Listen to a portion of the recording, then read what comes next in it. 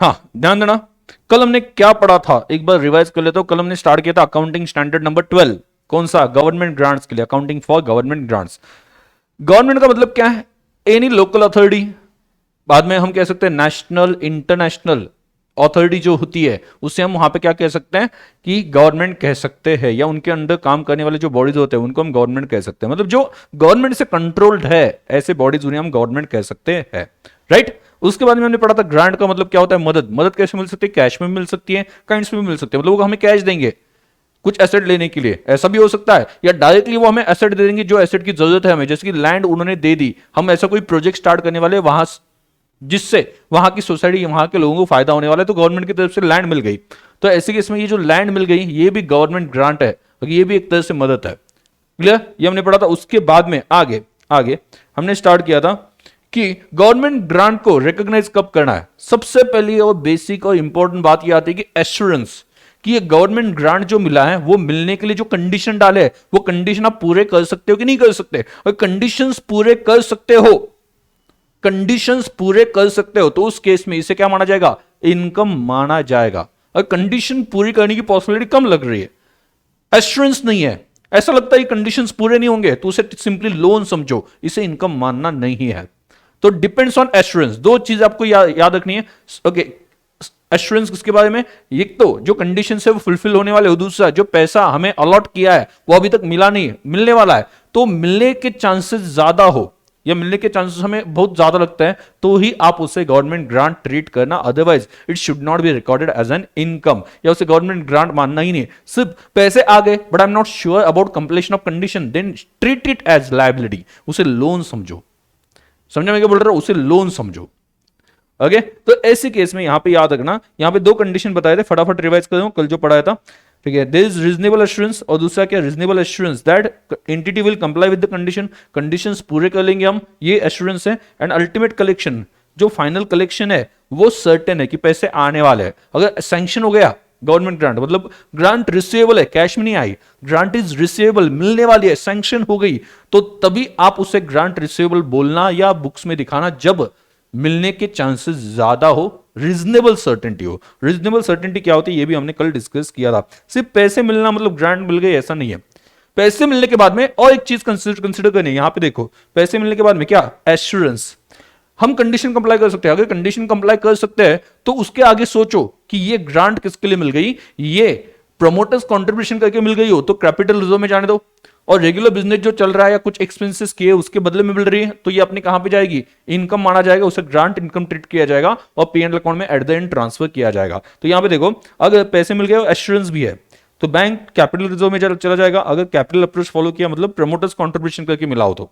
और दूसरा क्या, और grant income if income approach is adopted. पर इनकम अप्रोच कब, जब रेगुलर बिजनेस हम चलाते हैं उस काम के लिए पैसे मिल रहा है, कुछ सर्विस प्रोवाइड करने के लिए पैसे मिल रहा है, तो उसे इनकम अप्रोच में जाना चाहिए। ये कल डिस्कस हो गया था। Money received but no reasonable assurance, तो इनकम मान सकते हो क्या, बोलो। मनी रिसीव्ड, पैसे मिल गए, मनी रिसीव्ड, पैसे तो मिल गए बट एश्योरेंस नहीं है, लगता है अंदर से कि शायद से वो कंडीशंस पूरी नहीं हो पाएगी, तो ऐसे केस में आप क्या कर सकते हो, ऐसे केस में ये जो पैसा आया है उससे क्या मानोगे, बोलो लायबिलिटी। लायबिलिटी, अभी आप देखोगे this amount is payable to government, पैसे तो मिले हैं बट पे वापस करने पड़ेंगे, पर वापस करने के चांसेस ज्यादा है, इस वजह से bank account debit to payable to government, ये दिखाएंगे हम। कल ये पढ़ा है, मैं जस्ट फटाफट रिवाइज कर रहा हूं ताकि आगे की चीजें जो है वो आपको डिटेल में या मतलब प्रॉपर्ली समझ में आ जाए। क्लियर, उसके बाद में आगे हमने पढ़ा था पेबल टू गवर्नमेंट। अभी उसके आगे दो दो पॉसिबिलिटी बनती है, मुझे गवर्नमेंट ने पैसा दिया, चांसेस ये है कि शायद से कंडीशन पूरी नहीं होगी, इस वजह से मैंने पेबल टू गवर्नमेंट दिखा दिया, bank account debit to payable to government ऐसा दिखा दिया, bank is personal account debit the receiver ऐसा दिखा दिया, बैंक को डेबिट, और लोन बढ़ रहा है, लायबिलिटी बढ़ रही है, इस वजह से हमने क्या कर दिया, पेबल टू गवर्नमेंट को क्रेडिट दे दिया, लोन दिखा दिया। अभी अब देखो दो चांसेस है, कौन से दो चांसेस है इसमें, पहला या तो हम कंडीशन पूरे करेंगे, कर लिए तो अच्छी बात है, जो हमने लोन समझा था, लोन इसीलिए समझा था कि शायद से कंडीशन पूरी नहीं होगी, अगर पहले से पता होता कंडीशन पूरी होती तो उसे इनकम में डाला होता, तो आपने उसे लोन में डालने की वजह क्या थी, देयर वाज नो एश्योरेंस, तो उसे अभी अगर आपने कंडीशन पूरी कर दी तो लायबिलिटी से उठा लो और कहां पे डाल दो, लायबिलिटी से उठा के कहां पे डालना है, हमें डालना है इनकम में डाल देना है। Clear, may be capital reserve में डाल दो अगर वो प्रोमोटर्स कंट्रीब्यूशन करके मिला हो, और और अगर रेगुलर बिजनेस चलाने के लिए मिला हुआ हो तो उसे इनकम में डाल दो। वो इनकम में कैसे डालना है आगे वो भी एंट्रीज डिस्कस किए, फिर से मैं आज रिवाइज कर दूंगा, डोंट वरी। उसके बाद में राइट लोन अकाउंट में जाएगा, करेक्ट है, वो पैसा जो है वो लोन अकाउंट में चला जाएगा।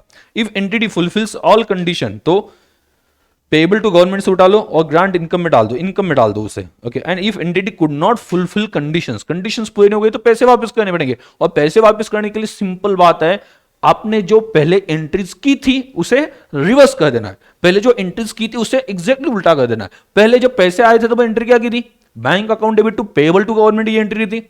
अभी आप क्या करोगे, पेबल टू गवर्नमेंट, एग्जैक्टली उल्टी एंट्री, क्योंकि पैसे वापस जा रहे ना, तो पैसे आते तो आपने बोला तो बैंक में पैसे आ गए, डेबिट द रिसीवर, डेबिट दे रही है बैंक को, अभी पैसे जाए तो क्रेडिट द गिवर, बैंक को क्रेडिट देना पड़ेगा और पेबल टू गवर्नमेंट को डेबिट देना पड़ेगा। तो ये एंट्री करनी पड़ेगी, हमने पढ़ा था, राइट। उसके बाद में हमने पढ़ा था what is capital approach and income approach. Capital approach में जो भी पैसा आता है गवर्नमेंट ग्रांट का वो डाला जाता है कैपिटल रिजर्व में। कहां पे डाला जाता है, कैपिटल रिजर्व में डाला जाता है। कहां पे, कैपिटल अप्रोच में। कहां पे डाला जाता है, कैपिटल रिजर्व में डाला जाता है। और इनकम अप्रोच में पीएनएल अकाउंट में जाता है। तो कैपिटल अप्रोच कब, when amount was received as promoters contribution. Simply business start करते वक्त बिगिनिंग में पैसे मिल रहा है, मदद मिल रही है, तो कुछ काम करने के लिए नहीं मिल रहा, उल्टा बिजनेस स्टार्ट करने के मिल रहा है, बिगिनिंग में मिल रहा है, तो वो बार बार आपको नहीं मिलता है, हर साल नहीं मिलता है, वो पहली बार मिलेगा, एक ही बार मिलेगा। तो इस वजह से कैपिटल इनकम है, उससे जाना चाहिए कैपिटल रिजर्व में। जनरली इसे रिफंड करने की जरूरत नहीं पड़ती जनरली, बट ये डिपेंड करता है कि आपको सैंक्शन करते हो कौन कौन सी कंडीशन डाली, वो कंडीशंस के ऊपर डिपेंड करता है कि रिफंड करना पड़ेगा या नहीं करना पड़ेगा। बाद में इनकम अप्रोच में मैंने क्या बताया था, इनकम अप्रोच में कब आप बिजनेस कंटिन्यू कर रहे हो, उसमें जो एक्सपेंसेस करो, उसमें जो प्रोडक्शन करो, उसमें जो सर्विसेज प्रोवाइड करो, उसके बदले में आपको ग्रांट मिल रही, मदद मिल रही। मैंने गैस सिलेंडर का एग्जांपल बताया था, हमारी 1250 रुपए इंक्लूडिंग जो प्रॉफिट है उतनी अमाउंट जाती है, बट वो बोल रहे पब्लिक को 800 में दे दो, तो हम गवर्नमेंट को क्या बोलेंगे, हमें पर सिलेंडर 450 रुपए आप दे दो। तो ये 450 रुपए मुझे तब मिल रहा है जब मैं कुछ सर्विस प्रोवाइड कर रहा हूं, तो ये मेरा इनकम है। अभी एक साथ पैसे मिल रहे हैं आपको 5 साल के, तो जब पैसे आएंगे तो हम क्या बोलेंगे, बैंक अकाउंट डेबिट टू, कौन सा अकाउंट था याद है क्या, जब एक साथ पैसे आ रहे 3 साल के, 5 साल के, 2 साल के, एक साथ पैसे मिल रहे हैं, तो ऐसी केस में कौन से अकाउंट में डालेंगे, बैंक अकाउंट डेबिट, बैंक में तो पैसे आ गए, बट कौन से अकाउंट में डालेंगे, पीएनएल अकाउंट या और कोई अकाउंट था, मैंने आपको बताया था, मैंने एक अकाउंट बनाया था, बताया था, कौन सा था वो, दैट अकाउंट वाज, कौन सा अकाउंट था वो अकाउंट था डेफर्ड ग्रांट इनकम अकाउंट। कौन सा, याद है ना, डेफर्ड ग्रांट इनकम। तो एंट्री की bank account debit to deferred grant income, मतलब डेफर्ड मतलब क्या, जो फ्यूचर से रिलेटेड पेमेंट है एक साथ मिल गया हमें, उसे बोलते हैं डेफर्ड पेमेंट्स, क्लियर। और बाद में जो इस साल का पोर्शन है वो इस साल का पोर्शन डेफर्ड ग्रांट इनकम से निकाल के ग्रांट इनकम में डालना है, और ग्रांट इनकम बाद में पीएनएल अकाउंट में चला जाता है। मतलब किस तरह से होगा, आपको मान लो 5 साल के लिए 5 लाख मिल गए, 5 साल, अगले 5 साल सर्विस प्रोवाइड करने के लिए, तो हम एंट्री क्या करेंगे, bank account debit to deferred grant income 5 lakh, ये कर देंगे, 5 लाख। उसके बाद में 5 लाख में से इस साल का पोर्शन ये एंड पे क्या कर देंगे, ग्रांट इनकम दिखा देंगे, डेफर्ड ग्रांट इनकम से निकाल के। तो एंट्री आ जाए deferred grant income account debit to grant income, इस साल का इनकम है 1 लाख, डेफर्ड ग्रांट इनकम में बचा 4 लाख, और ये ग्रांट इनकम जो 1 लाख का है ना वो पीएनएल अकाउंट में जाना चाहिए। मतलब एंट्री आ जाएगी, ग्रांट इनकम से उठाएंगे, ग्रांट इनकम को पहले क्रेडिट दिया था, अभी डेबिट दे देंगे, और बाद में पीएनएल अकाउंट में क्रेडिट साइड पे डाल देंगे। तो इस तरह से स्टेप बाय स्टेप वहां पे चले जाते हैं जब एक साथ अमाउंट नहीं मिला हो, क्लियर, करेक्ट है। तो यहां पे देखो, recognise PNL statement over suitable period of time, जितने साल के लिए मिला है उतने साल के लिए, सच आइटम व्हेन रिसीव्ड और becomes receivable shall be credited to deferred income account, then it shall be credited to PNL account over suitable period, 5 साल 3 साल जो भी बताए होंगे, and remaining amount in deferred income shall be disclose separately in reserves and surplus. तो जब grant मिलती है, क्या बैंक अकाउंट डेबिट और ग्रांट रिसीवेबल मिलती है तो बैंक अकाउंट डेबिट, और मिलने वाली हो तो ग्रांट रिसीवेबल, सैंक्शन हो गई मिलने वाली है तो grant receivable account debit to deferred income, और बाद में deferred income account debit to grant income oblique PNL account, clear. If grant is not in the nature of promoters contribution के लिए नहीं मिली है, और कुछ सर्विसेज प्रोवाइड करने के लिए कुछ एक्सपेंसेस के बदले में मिली हो, तो यहां पे जाता है।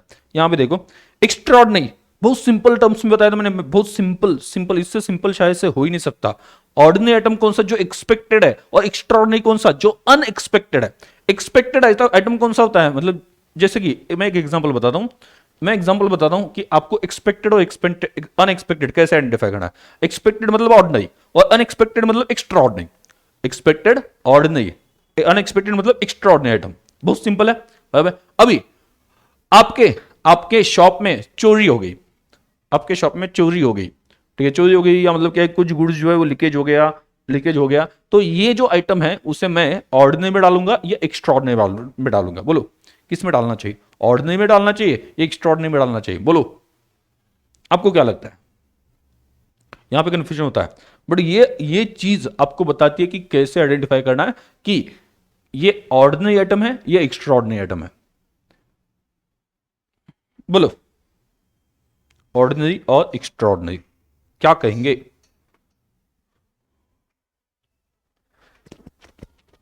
ये ऑर्डिनरी है ये एक्स्ट्रॉर्डिनरी है। सर मुझे गुलाब का फूल चाहिए था सर, उसमें एक एक क्या बोलते पंखुड़ियां निकालेंगे ऑर्डिनरी, दूसरी एक्स्ट्रॉर्डिनरी, जो लास्ट वाली बचेगी वो हम बताएंगे सर। आपके दिल से क्या आवाज आती है वो बता दो, दिल से आवाज क्या आई जब आपने ये एग्जांपल सुना, तो दिल से क्या आया। चोरी हो गई तो क्या होगा, ऑर्डिनरी मानेंगे या एक्स्ट्रॉर्डिनरी।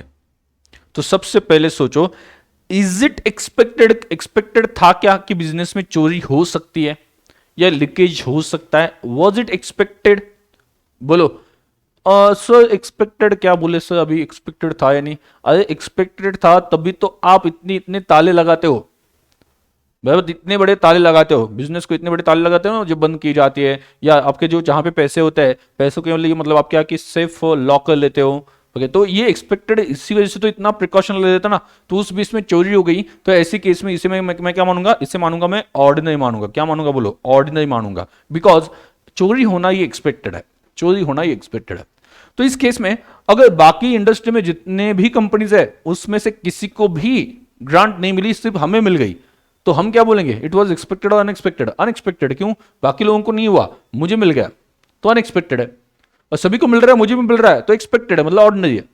तो एक्स्ट्रा ऑर्डिनरी कब, हाँ एक्स्ट्रा ऑर्डिनरी कब, तो यहां पे सभी को जब चोरी होती है तो सभी को ऐसा लगता है, यहां पे आंसर देख के समझ में आता है, वो पहले भी कि जब चोरी बोला जाता है तो एक्स्ट्रा ऑर्डिनरी बोला जाता है, बट अब सिंपल लॉजिक लगाते हैं, was it expected, yes expected था तभी तो इतनी प्रिकॉशन ले लेते हैं, तो अभी हो गया तो उसे नॉर्मल आप ट्रीट कर सकते हो। If anything happens which is not at all, which was not at all expected, तो उसे क्या डालना है, एक्स्ट्रा ऑर्डिनरी आइटम में डाला जाता है। क्लियर, जैसे कि बाकी किसी को भी, बाकी जितने भी इंडस्ट्रीज है किसी को भी ग्रांट नहीं मिली है, सिर्फ हमें दे दी, तो इट वाज नॉट एक्सपेक्टेड, बाकी लोगों को मिल रही है तो मुझे भी एक्सपेक्टेशन देना कि मुझे भी मिल जाएगी, और उस वक्त मुझे मिलती है तो वो नॉर्मल है, ऑर्डिनरी है, बट किसको भी नहीं मिली मुझे मिल गई तो ये एक्स्ट्रॉर्ड नहीं है, याद रखना। As well as previous year के एक्सपेंसेस और लॉसेस के लिए इस साल मिल गई, तो उस केस में ये क्या है, ये क्या है, एक्स्ट्रा ऑर्डिनरी है, बराबर। तो यहां पे एक क्वेश्चन भी हमने सॉल्व किया था, यहां तक हमने पढ़ा था, कोई डाउट है यहां तक, कोई शक, कोई शक,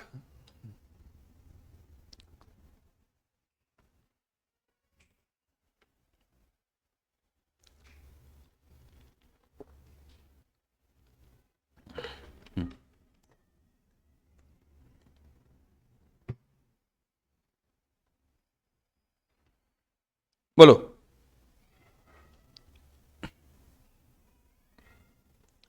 तो यहां पे देखो, नॉन मॉनेटरी गवर्नमेंट ग्रांट्स क्या होते हैं, नॉन मॉनेटरी, पैसों में नहीं मिले, मे बी आपको एसेट मिल गई, उन्होंने क्या बोला, हम आपको पैसे नहीं देंगे, आपको क्या चाहिए, मैंने बोला उस एरिया में अगर ये फैक्ट्री स्टार्ट होती है तो ये फायदा होगा, हमने गवर्नमेंट को समझा दिया, वो बोलेगी हम पैसे नहीं देंगे, बट क्या चाहिए, हम बोल रहे हैं वहां पे जगह दे दो, तो गवर्नमेंट ने जगह अलॉट कर दी उसके लिए। तो ये जो लैंड हमें मिल गई है, ये लैंड बेसिकली हमें जो मिल गई वो पैसों की, मॉनेटरी मतलब क्या, पैसों के बदले में नहीं मिली है, मतलब पैसे नहीं मिले, मॉनेटरी ग्रांट मतलब क्या, पैसे मिल गए, नॉन मॉनेटरी मतलब क्या, पैसों की जगह पे उन्होंने कोई तो चीजें दे दी, जैसे कि आपको डायरेक्टली वो मशीन नहीं दे दी, ऐसा होता है एग्रीकल्चर में कि वो जो हार्वेस्टिंग मशीन वगैरह होती है ना वो ही डायरेक्टली दे देते हैं, वैसे आपको लैंड दे दी, तो अभी ये लैंड का ट्रीटमेंट कैसे करना है, अभी दो चीज में, वो लैंड कंप्लीटली फ्री दे सकते हैं, लैंड कंप्लीटली फ्री दे सकते हैं, या लैंड कंसेशनल प्राइस पे दे सकते हैं, समझा क्या, दो पॉसिबिलिटी है कि वो आपको लैंड दे दी, लैंड किस में दे दी, लैंड किस में दे दी, कंसेशनल प्राइस में दे दी या फिर फ्री में दे दी, ठीक है। तो यहां पे देखो, grant may be received in the form of land, building और other resources known as non monetary asset, ये हम बेच के पैसे नहीं कमाने रहे या पैसे नहीं मिल रहा है, बराबर। तो यहां पे देखो, non monetary asset received eight discounted price, तो अगर डिस्काउंटेड प्राइस पे मिल गया, मतलब मार्केट में अगर ये लैंड लेने जाए तो 10 लाख में मिलती है, हमें उन्होंने दे दी 3 लाख में, 4 लाख में दे दी, जो भी प्राइस है, मतलब हमें क्या मिल गई 6 लाख कम प्राइस पे, उसे बोलते हैं कंसेशनल प्राइस पे मिल गई। तो मुझे 3 या 4 लाख में मिल गई, तो ऐसे केस में क्या हो जाएगा बोलो, इन this case such asset recorded at acquisition क्या कॉस्ट, जितने मिली उतने में दिखा दो। 4 लाख मिली तो ये मत सोचो मार्केट में 10 लाख है, मत सोचना, आप क्या किस पे दिखाओगे, 4 लाख पे ही दिखाओगे। 4 लाख में ली थी तो कितने में दिखाओगे, 4 लाख में ही दिखाओगे। क्लियर। दूसरा, non monetary asset received free of cost, non monetary asset received free of cost, अब फ्री ऑफ कॉस्ट मिल गई, in this case such asset are recorded nominal value, negligible value, negligible मतलब 100 रुपए 50 रुपए पे दिखाते हैं, 100 रुपए 50 रुपए, फ्री में मिल गई लैंड, तो वो एसेट दिखानी तो पड़ेगी क्योंकि आपके पास लैंड है, बट एसेट फ्री में मिल गई, एसेट मिल गई बदले में पैसा नहीं गया, बराबर। तो उस केस में अमाउंट लिखने के लिए कुछ पता ही नहीं अमाउंट कितनी लिखे, तो ऐसे केस में नॉमिनल वैल्यू लिख देना, निग्लिजिबल वैल्यू 50-100 रुपए लिख देना लैंड के सामने, और वहां पे लिख देंगे, नोट लिखते हैं हमेशा कि ये गवर्नमेंट ग्रांट करके मिली है, तब जाके लोगों को समझ में आता है कि ये फ्री में मिली, इस वजह से 50 या 100 रुपए में लिख दिया। नहीं तो आप बोलोगे सर 50-100 रुपए में लिख दिया, तो लोग कंफ्यूज हो जाएंगे, और वहां पे नोट लिख देते हैं कि ये जो लैंड है वो कैसे मिली है, गवर्नमेंट ग्रांट से मिल गई है। ओके, तो आगे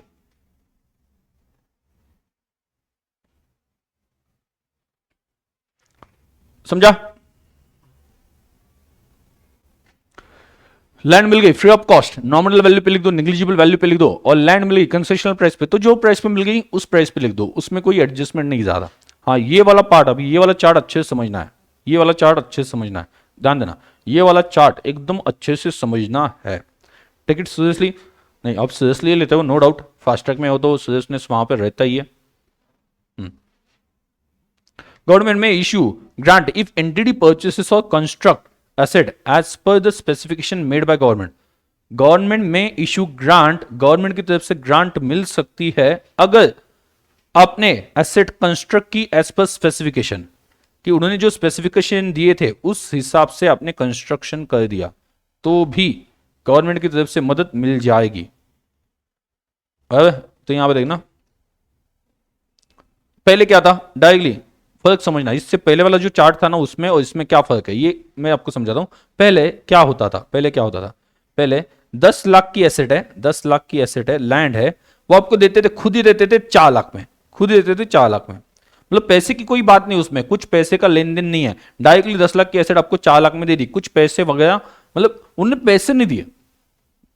बराबर, दो तरीके हैं, दो तरीके मतलब क्या, मैं आपको डायरेक्टली, मतलब मान लो आपके पास कैलकुलेटर नहीं है, एग्जाम्पल लेके चलते हैं, आपके पास कैलकुलेटर नहीं है, कैलकुलेटर नहीं, मैं आपको डायरेक्टली कैलकुलेटर दे दूं, ये एक ऑप्शन है। मेरे पास का कैलकुलेटर मैं आपको बाहर मार्केट में जो है, बाहर मार्केट में मैंने बोला कि ठीक है आपका जो कैलकुलेटर है वो लॉस हो गया तो मैं आपको मदद करता हूं, ओके मैं आधी मदद कर दूंगा आपको। कैलकुलेटर 400 रुपए का एग्जांपल लेके चल रहा हूं आपको समझाने के लिए, फर्क क्या है दोनों में, ठीक है। पहले वाला जो देखा था ना मॉनिटरी नॉन मॉनिटरी एसेट, और ये वाले चार्ट में फर्क क्या है ये मैं आपको समझा दूं।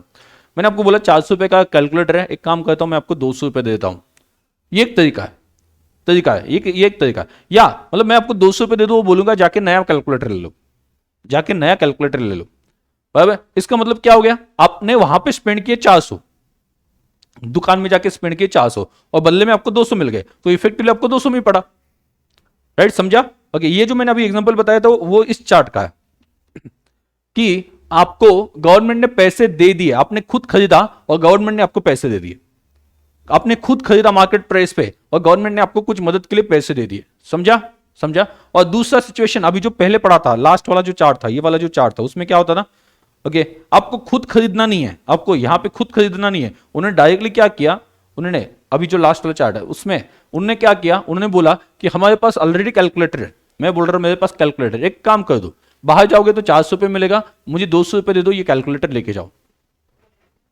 ये फ्री में लेके जाओ। मतलब मैं डायरेक्टली आपको वो एसेट या वो चीज आपको डायरेक्टली दे रहा हूं, मैं ये चीज आपको डायरेक्टली दे रहा हूं। तो non monetary received as, non monetary asset received as grant, ये लास्ट वाला जो पड़ा था, तो कंसेशनल प्राइस पे ये कैलकुलेटर 200 में मिल गया ना, आप 200 में दिखाओगे, 200 में मिल गया 200 में ही दिखाओगे, जीरो प्राइस पे मिल गया तो नॉमिनल वैल्यू पे दिखाओगे, बराबर। अगर आपको डायरेक्टली गवर्नमेंट ने वो चीज दे दी तो, और अभी हम जो पढ़ेंगे उसमें क्या होगा, आप जाके मार्केट से खरीदोगे और गवर्नमेंट बाद में उसके बदले में पैसे देगा, जो भी उनका बनता है। आपने 400 रुपए में खरीदा तो उनकी तरफ से 200 रुपए आ जाएंगे, तो आपको कितने पड़ा 200 में, बट एंट्री करते वक्त क्या हो जाएगी, पहले हम 400 रुपए की खरीदी दिखाएंगे और बाद में 200 रुपए गवर्नमेंट ग्रांट के मिल गए, ऐसे अलग से दिखा देंगे। समझा क्या फर्क? ये फर्क समझा क्या?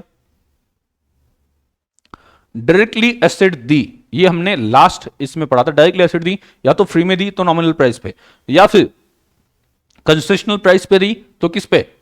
जो प्राइस पे मिला उस प्राइस पे दिखाओगे। अभी हम जो पढ़ेंगे डायरेक्टली उन्होंने एसेट नहीं दी, एसेट हमने ही ली, एसेट हमने ही ली, बट उसके बदले में उन्होंने पैसे दे दिए।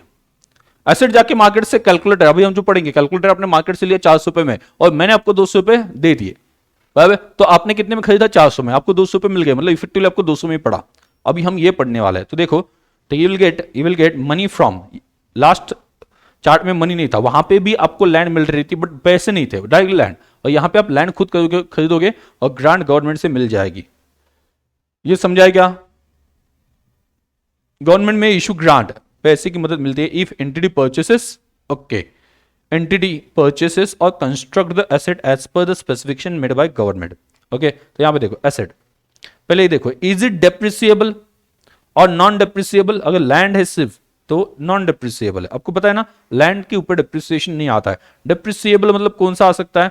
बिल्डिंग बिल्डिंग के ऊपर डेप्रिसिएशन होता है, प्लांट एंड मशीनरी के ऊपर होता है, ऐसे कोई एसेट मिल रहे, डेप्रिसिएबल है। अल्टरनेटिव 1, पहला ऑप्शन क्या है?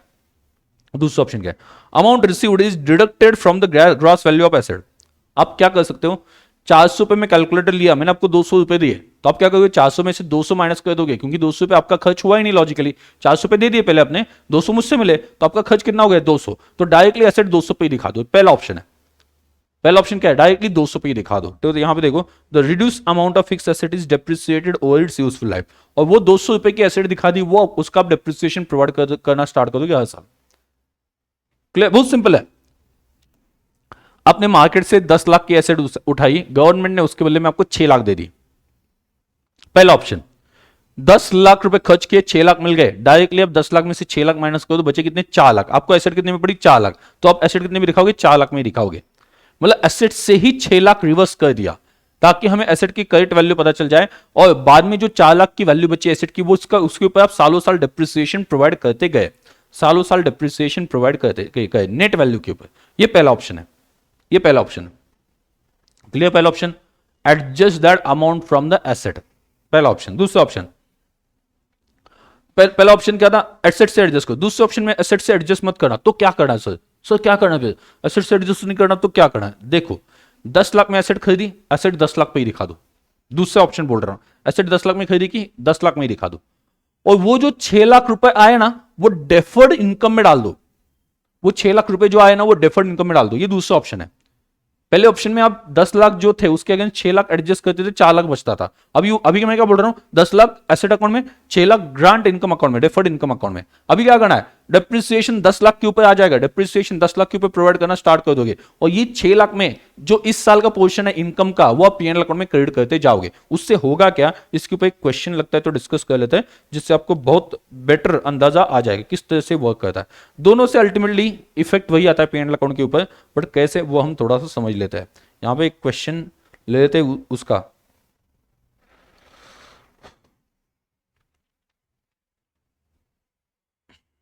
क्वेश्चन अगर अमाउंट सामने तो और अच्छे समझ में आ जाएगा, आपके थ्योरेटिकली समझ में आ गया।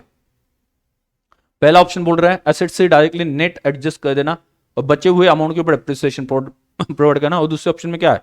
एसेट ग्रॉस वैल्यू पे दिखाना, और बाकी जो है वो क्या करना? एडजस्ट करते जाना, मतलब बाकी जो ग्रांट इनकम में डाल दो और उसे आगे जाके एडजस्ट करते जाओ। ठीक है? तो यहां पे देखो, हम एक क्वेश्चन लेते हैं।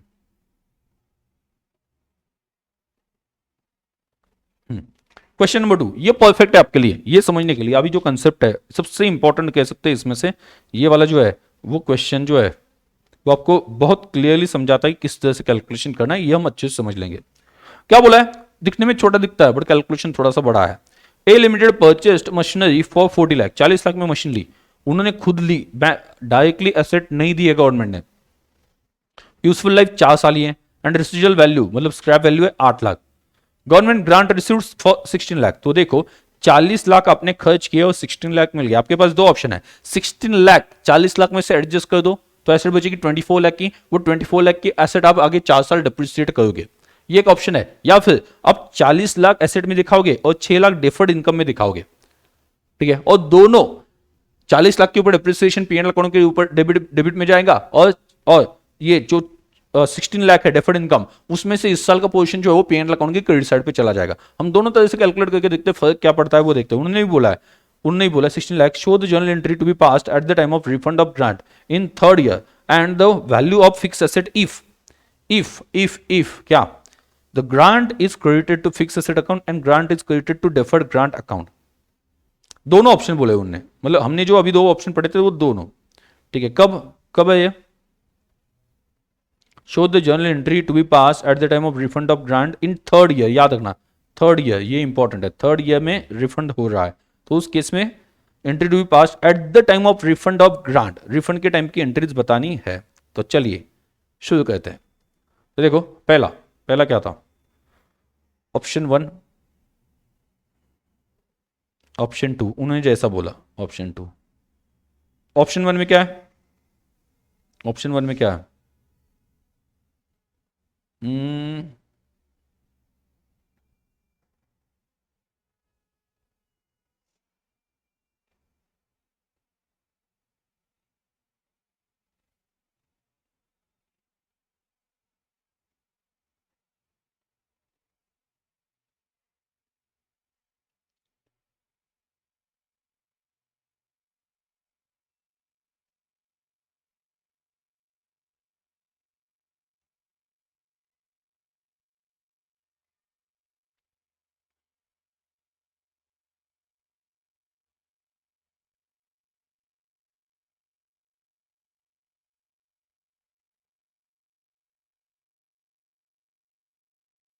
डेफर्ड ग्रांट इनकम अकाउंट, तो पहली एंट्री मैं पहले से एंट्री बता दूंगा ताकि आपको रिफंड के टाइम का सिचुएशन पता चलेगा। आपने एग्जाम में डायरेक्टली रिफंड लिख दिया तो भी चलेगा, रिफंड की एंट्रीज, बट पहले रिफंड समझने से पहले ये तो समझ लेना कि जब एसेट आई थी तब एंट्री क्या की थी। तो यहां पे देखो पहले एंट्री यहां पे क्या हो गई थी, asset account debit, asset account debit, entry क्या की होगी, asset account debit 40 lakh to asset account debit 40 lakh to bank account. पहले पैसे आपने दिए होंगे 40 लाख, यहां पे भी सेम एंट्री, यहां पे कुछ फर्क नहीं पड़ता है दोनों में। लेकिन जब ग्रांट रिसीव्ड उस वक्त क्या होगा, ध्यान देना, ग्रांट रिसीव्ड, जब ग्रांट मिल गई, ग्रांट रिसीव्ड, उस वक्त क्या हुआ, उस वक्त पहले मेथड में आपने फिक्स एसेट के अगेंस्ट एडजस्ट किया, फिक्स एसेट के अगेंस्ट एडजस्ट किया है, मतलब फिक्स एसेट के अगेंस्ट एडजस्ट किया मतलब क्या किया, आपने जो ग्रांट मिल गई उसे क्या किया, बैंक अकाउंट डेबिट कितना 16 lakh to asset account 16 lakh, मतलब आपने उसे एसेट के अगेंस्ट एडजस्ट कर दिया। अभी आप देखो एसेट का बैलेंस कितना बचा, 40 लाख का डेबिट था एसेट को, अभी 16 लाख का क्रेडिट मिल गया, तो एसेट बैलेंस कितना हो गया, एसेट बैलेंस कितना हो गया 40 lakh minus 16 lakh is equal to 24 lakh, समझा, 24 लाख हो गया एसेट का बैलेंस, 24 लाख हो गया, 24 लाख हो गया। वैसे यहां पे क्या हो गया, यहां पे आपने दूसरे साइड पे bank account debit 16 lakh to deferred government grant, deferred grant income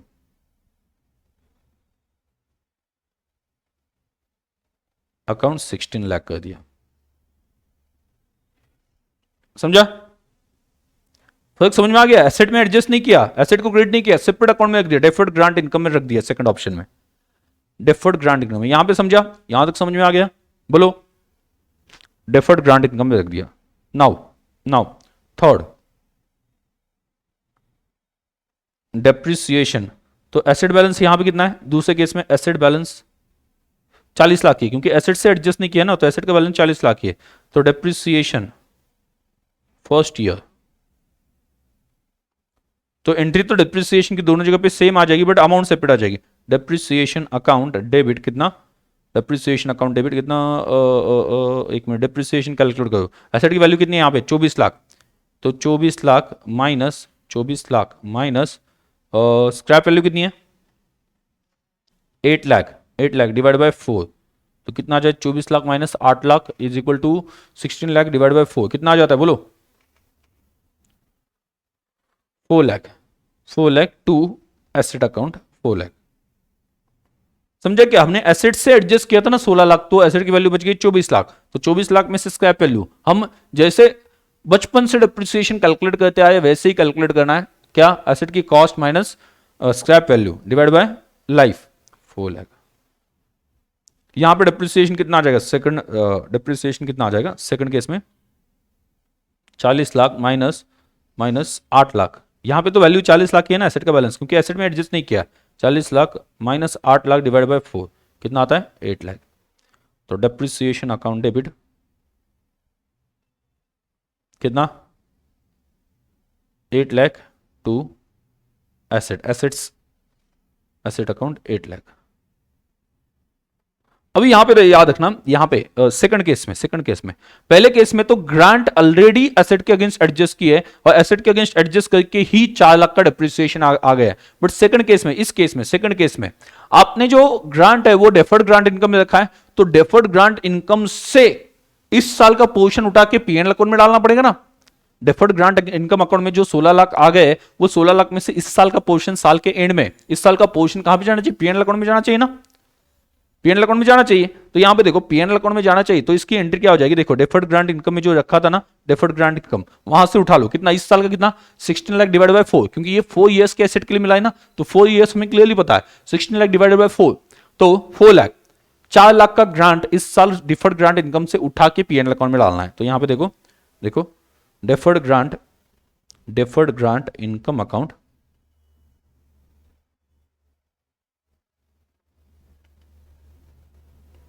account 4 lakh कैसे आया? 16 लाख डिवाइड बाय 4, 4 साल के लिए मिला है ना, 4 साल की एसेट है उसके लिए मिला है। To PNL oblique grant income account 4 lakh. अभी हुआ क्या? ध्यान सुनना, अभी हुआ क्या? मैं अगर पीएनएल अकाउंट बनाता हूं, तो डेबिट साइड पे क्या आ जाएगा? टू डेप्रिसिएशन 8 लाख, इस केस में 8 लाख का डेप्रिसिएशन है, एंड बाय ग्रांट इनकम कितना? 4 लाख। ग्रांट इनकम कितना? 4 लाख। इसका मतलब सेकंड मेथड में पीएनएल अकाउंट में एग्जैक्टली इफेक्ट कितना गया? नेट इफेक्ट कितना गया पीएनएल अकाउंट में सेकंड केस में? बोलो।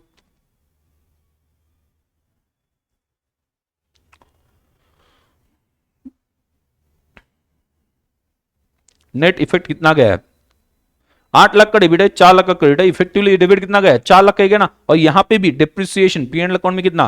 पीएनएल अकाउंट अगर हम बना के दिखाते हैं तो कितना गया? 4 लाख। मतलब दोनों से इफेक्टिव ही होता है, सिर्फ फर्क क्या है? हमने 16 लाख एसेट से स्टार्टिंग में एडजस्ट कर लिया, इस वजह से वो डिप्रिसिएशन आते वक्त ही 4 लाख डायरेक्टली आ रहा है। और दूसरे केस में हम क्या कर रहे हैं? एसेट की वैल्यू अलग और इनकम अलग। तो एसेट की वैल्यू में से जो पोर्शन है वो पीएनएल अकाउंट में डाल रहे हैं और ग्रांट इनकम को भी पीएनएल अकाउंट में क्रेडिट कर रहे हैं। ठीक है, तो इस तरह से अल्टीमेट इफेक्ट 4 लाख का ही आ रहा है। दोनों में से किसी भी मेथड से जाओ। समझा क्या? समझा या नहीं? बोलो।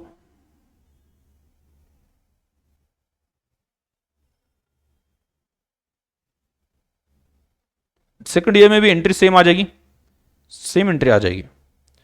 सेम मतलब क्या? डिप्रिसिएशन अकाउंट डेबिट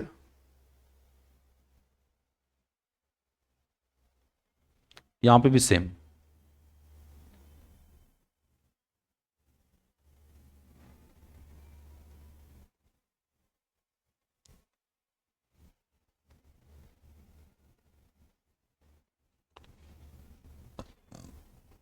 वही आता है, सिर्फ तरीका अलग है। पहले केस में एसेट से ही डायरेक्टली स्टार्टिंग में क्रेडिट कर दिया, इस वजह से एसेट के ऊपर डिप्रिसिएशन आते वक्त नेट आएगा। और दूसरे केस में क्या किया? अलग से एडजस्ट किया, ग्रांट इनकम में डाल दिया और ग्रांट इनकम से 4 लाख रुपए इंट्रोड्यूस किए।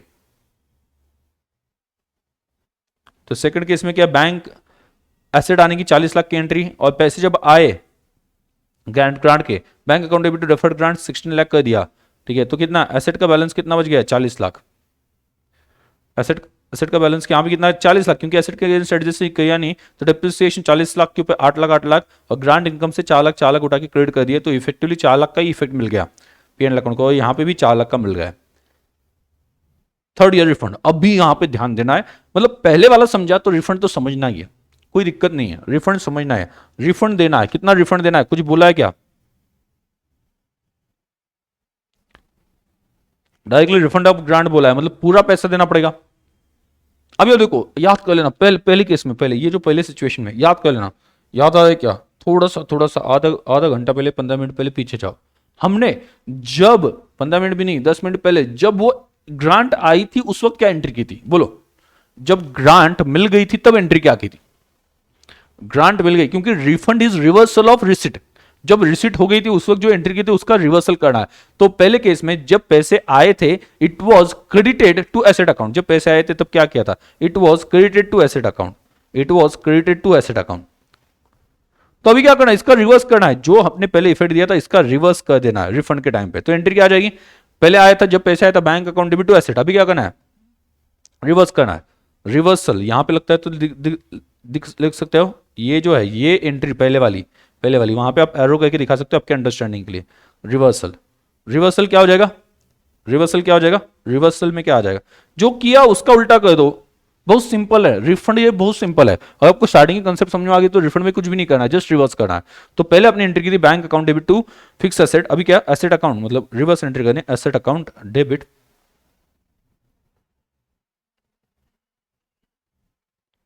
To bank account. कितना? पूरा रिफंड कर दिया, जितना रिफंड कर दिया उतना लिखना है, बट यहाँ पे पूरा रिफंड, मतलब ऐसा बोला नहीं बट रिफंड बोला है, मतलब क्या? पूरा ही होगा।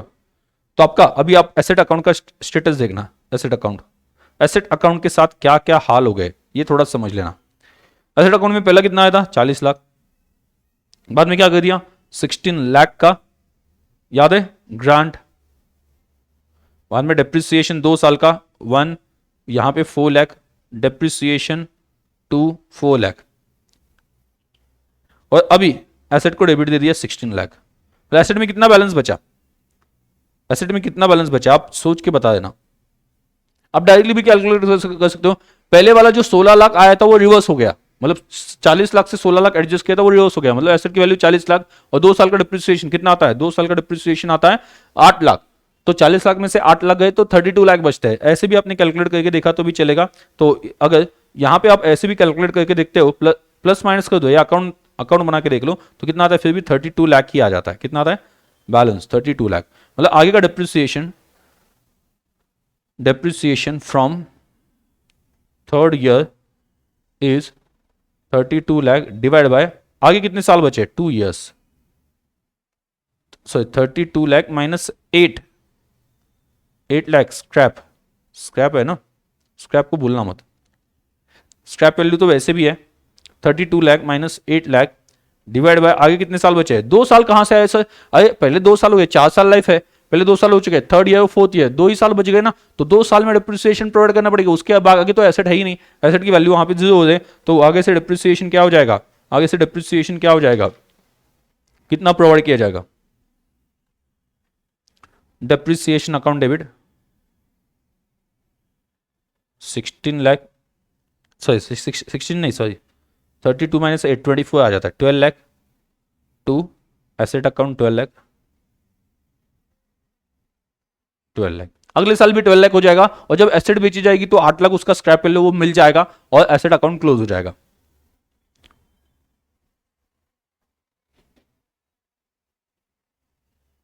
डन।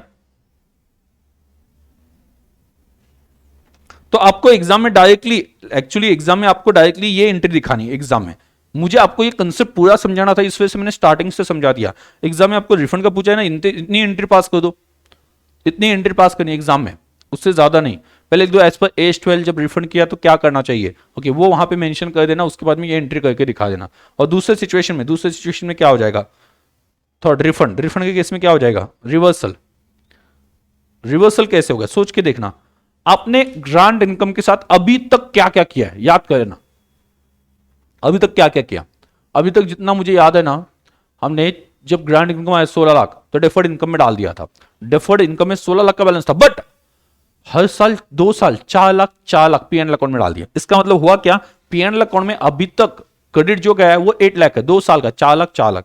देखो यहाँ पे 2 साल का, यहाँ पे पीएनएल अकाउंट को क्रेडिट कर दिया, और थर्ड सेकंड ईयर में भी पीएनएल अकाउंट को सेम बोला था, क्रेडिट कर दिया 4 लाख, 4 लाख का क्रेडिट गया, मतलब 8 लाख, 8 लाख का पीएनएल अकाउंट को क्रेडिट किया। आपके डेफर्ड इनकम अकाउंट में कितना बचा है, डेफर्ड इनकम अकाउंट में कितना बचा है, टोटल 16 लाख आया था, 16 लाख में से 2 बार 4 लाख 4 लाख निकाल दिए, तो डेफर्ड इनकम अकाउंट में कितना बचा, 8 लाख बच गया। डेफर्ड इनकम अकाउंट में कितना बचा, 8 लाख बच गया। कितना बच गया, 8 लाख बच गया। डेफर्ड इनकम अकाउंट में 8 लाख बच गया, बराबर। तो बोलो यहां पे क्या हो जाएगा, deferred income current income account debit 8 lakh, P and L account debit 8 lakh, क्योंकि पी एंड एल अकाउंट में 8 लाख रुपीज डाले ना, टू बैंक अकाउंट, जो पहले ग्रांट के साथ किया उसे रिवर्स कर देना है, 16 लाख।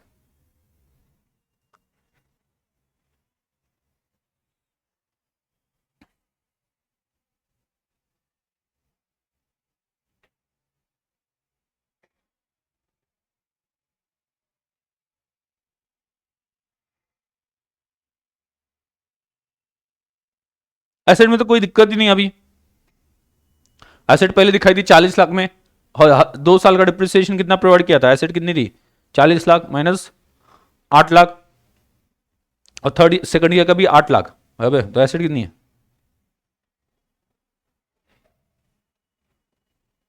इसमें ग्रांट एसेट को क्रेडिट नहीं की थी, इस वजह से अभी वापस करते हो डेबिट नहीं की। डिप्रिसिएशन 1 कितना 8 लाख, यहां पे 8 लाख दिया था, डिप्रिसिएशन सेकंड ईयर का 8 लाख, 8 लाख प्रॉपर्ली लिखना, डिप्रिसिएशन सेकंड ईयर ऐसा वहां पे लिख देना, डिप्रिसिएशन सेकंड ईयर। तो बचा कितना 24 लाख।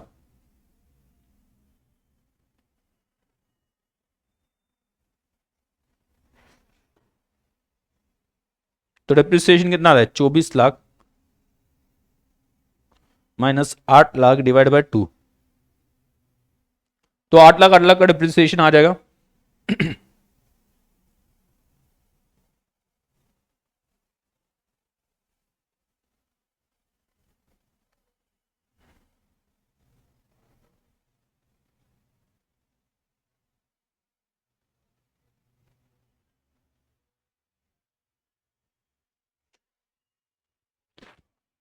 आपको सिर्फ ये जो अभी बताया ना मैंने थर्ड ईयर का, उतना ही एग्जाम में बताना है, बट ये समझ में आ जाए इस वजह से मैंने आपको पहले से समझा दिया।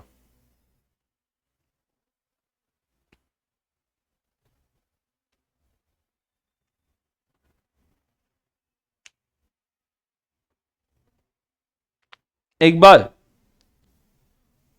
चेक कर लेना, रिवाइज कर लेना।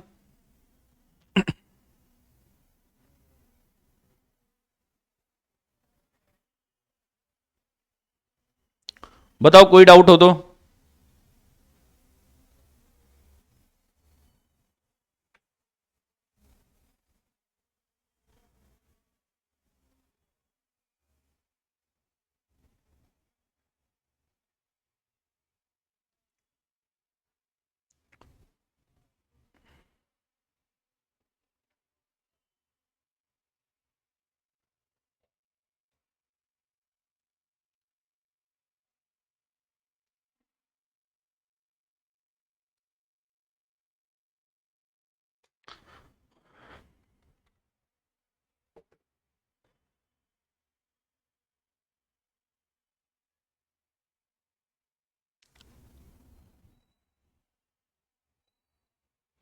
डन।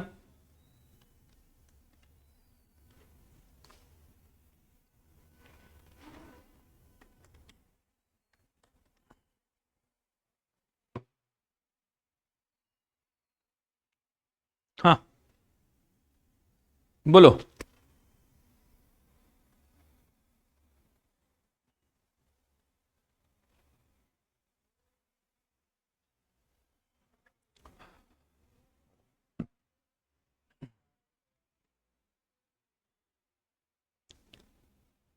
ओके चलो, जो बाद में रिकॉर्डिंग में देखेंगे वो पीछे भी ले सकते हो, अगर थोड़ा बहुत कंफ्यूजन हो थोड़ा सा पीछे लेके वो देख सकते हो, मतलब उतना पार्ट ठीक है समझेगा। अगर कोई मुझे नहीं लगता कि ये कोई बहुत मतलब डिफिकल्ट चीज़ है या जिसका हमने लॉजिक समझा ही नहीं है।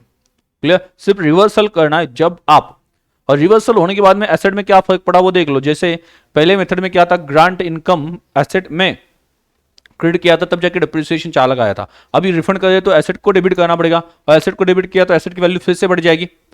एसेट की वैल्यू बढ़ गई तो डिप्रिसिएशन भी बाद में बढ़ जाएगा, तो डिप्रिसिएशन 16 लाख ऐसा वहां पे आ जाए, नहीं 12 लाख आ गया। पर दूसरे केस में डिप्रिसिएशन वैसे भी कैलकुलेट करते वक्त हमने ग्रांट एडजस्ट ही नहीं की थी।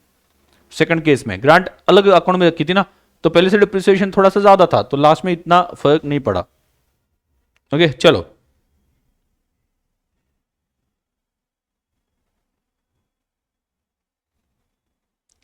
ये क्वेश्चन देख लेना, इसमें अभी सॉल्व करके बताया, मतलब सॉल्व करके इसके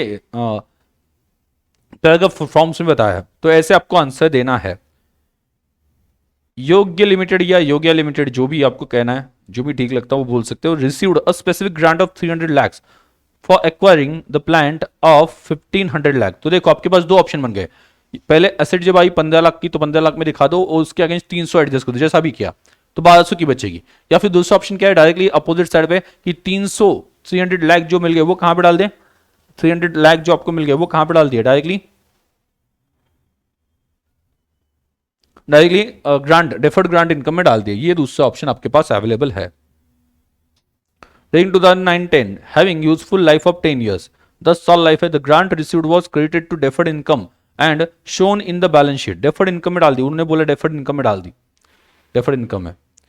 During 2012-13, due to non compliance of the condition, 2012-13 मतलब कब ली थी, 2009-10 में मिली थी ना, 9-10 मतलब 9-10 पूरा, 10-11 और 12-13 मतलब थर्ड ईयर में रिफंड हो गया, रिफंड इन थर्ड ईयर, रिफंड इन थर्ड ईयर में रिफंड हो गया। 9-10 में आ गया था ना, मतलब 9-10 की स्टार्टिंग में आ गया होगा, ऐसा मान के चलेंगे, ऑब्वियस सी बात है, क्योंकि 9-10 बोला है तो स्टार्टिंग में आ गया होगा, बोलेंगे 9-10 10 नहीं, एक मिनट, 9-10 10-11 9-10 10-11 11-12 फोर्थ ईयर आया है, फोर्थ आया ना, एक बार एंड में भी चेक कर लेंगे, फोर्थ ईयर आया ना। आगे, had to refund grant to government, balance in deferred income on the date was 210 lakh। उस दिन 210 लाख था बैलेंस, 210 लाख था। Return down value of plant and machinery is 1050। जिस दिन रिफंड करना पड़ा उस दिन का स्टेटस ये है कि ग्रांट अकाउंट में 210 और 1050 बचा हुआ है। देखो कैसे 210 कैसे बचा, थोड़ा सा दिमाग लगा दो, कितना आया था 300, कितना आया था 300, लाइफ कितनी है, ग्रांट इनकम कितना आया था 300, ग्रांट इनकम कितना आया था 300, और 300 में से 3 साल हो चुके हैं ना, 10 साल की लाइफ है, 300 डिवाइड बाय 10, 300 डिवाइड बाय 10 करते हो, एक साल का आता है 30 लाख, तो ऐसे कितने साल हो चुके, 3 साल ना, तो 30 लाख 30 लाख 30 लाख 3 साल के, मतलब कितने आ गए 90 लाख, 90 लाख राइट ऑफ किया तो अभी कितना दिखेगा 2 लाख, बराबर है ना, 210 लाख से दिखेगा। और डेप्रिसिएशन भी 3 साल का प्रोवाइड किया है, 1500 लाख के ऊपर, मतलब 150 450 प्रोवाइड किया, तो ये 3 साल का बराबर है, तो फोर्थ ईयर में रिफंड हुआ है, मतलब 3 साल की एंट्रीज हो चुकी है। What should be the treatment for refund of grant and effect on cost of fix asset and amount of depreciation to be charge to during the year 2012-13 in profit and loss account। assume that depreciation is charged on asset as per straight line method। तो क्या होगा सोचो, अभी उन्होंने क्या बोला, ये पहला कौन सा है,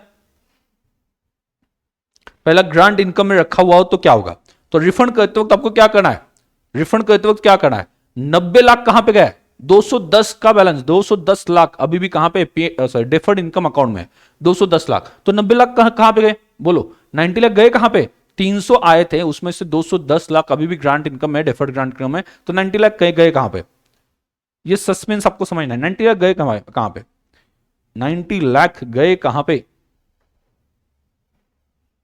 रिवर्स करना है तो सोचना पड़ेगा कि ग्रांट के साथ आपने आज तक क्या किया, जो आज तक किया था उसे रिवर्स करना है, आज तक उसे आपने पी एंड अकाउंट में डाला हो तो उसे रिवर्स कर देना है, आज तक आपने उसे grant income deferred grant income में जो डाला है वो रिवर्स करना है, जितना बचा, तो 90 लाख गया पी एंड अकाउंट में, बराबर, तो आपको क्या करना है, अभी डेफर्ड ग्रांट इनकम अकाउंट में क्रेडिट बैलेंस 210 लाख का है बचा हुआ, तो उसे डेबिट कर दो, deferred grant income account debit to 210 lakh. बाद में दूसरा क्या करोगे, P and account debit 90 lakh to bank account 300 lakh, पूरा रिफंड करना पड़ा ना, तो यहां पे देखो in this case the grant refunded is 300 lakh. इस तरह से लिखना है आपको, इंटरेस्ट की जगह पे आपको सिर्फ उसे एक्सप्लेन करना है।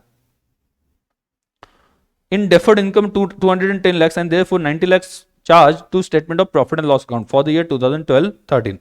There will be no effect in the cost of fixed asset and depreciation charge will be same. मतलब एसेट में डाला ही नहीं ना, तो एसेट के ऊपर कोई चेंज नहीं है, एसेट का डिप्रिसिएशन सेम चलता जाएगा। आपने जो ग्रांट है वो अलग अकाउंट में रखी थी ना, तो आपके डिप्रिसिएशन अकाउंट पे उसका कुछ फर्क नहीं पड़ता है। एज पर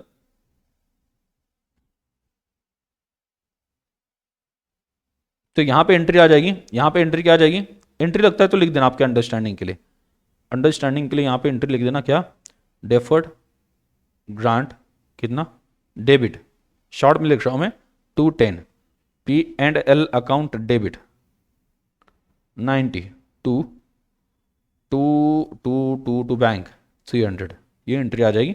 एंड पहले हमने इफेक्ट इस पे दिया ही नहीं था एसेट पे, तो एसेट के डेप्रिसिएशन में कोई चेंज नहीं होगा। अब इस सेकंड मेथड में देख लो, सेकंड मेथड में उन्होंने बोला है सेकंड में what should be the treatment of the refund if the grant was deducted from cost of the plant during 2009-10। तो क्या होगा, 2009-10 में अगर एडजस्ट किया हो तो क्या होगा, 2000 हाँ जब पैसे आए थे तो कॉस्ट में एडजस्ट किए होते तो क्या होता, अभी क्या होता, कॉस्ट में एडजस्ट किए होते मतलब उस वक्त एसेट को क्रेडिट किया होता। अभी एसेट को उस वक्त अगर क्रेडिट किया होता तो अभी क्या करना पड़ता है, डेबिट करना पड़ता है। डेबिट मतलब क्या, फिक्स एसेट अकाउंट डेबिट, यहां पे एंट्री आ जाएगी fix asset account debit to bank. यहां पे चेक कर लेते हैं, उन्होंने वैसा ही बोला क्या, should be recorded by increasing the book value, increasing मतलब डेबिट देना है, book value of the asset by amount refundable where the book value of the asset is increase, depreciation भी बढ़ जाएगा ना। तो कैसे हो जाएगा, यहाँ पे देखो आपको थोड़ा सा बाजू में कैलकुलेशन करना पड़ेगा।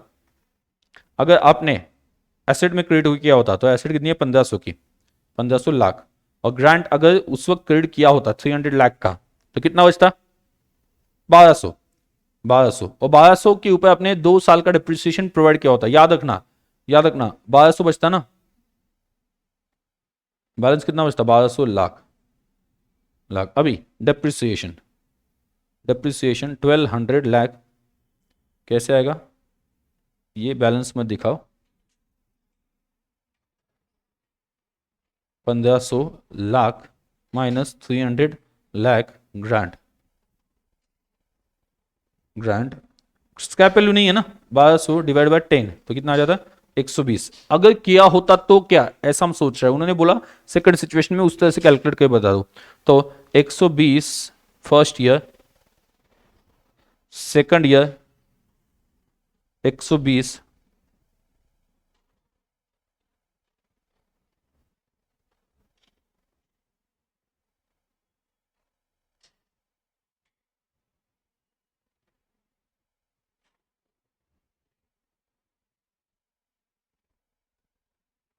रिटर्न डाउन वैल्यू आफ्टर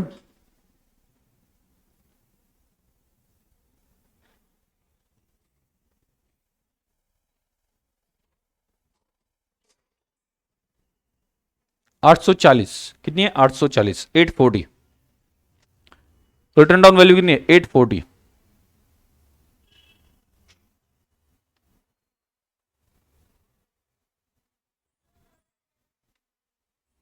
अगर आपने एसेट में क्रेडिट किया होता तो बोल रहा हूं, एसेट में क्रेडिट किया होता तो 300 क्रेडिट हो जाता, और 300 क्रेडिट होने के बाद में 1200 ही बचता, 1200 डिवाइड बाय 10 120 लाख हर साल, ऐसे 3 साल प्रोवाइड किए होते 360 लगा जाता, और अभी आपकी डब्ल्यूडीयू बच जाती 840 लाख, 840 लाख।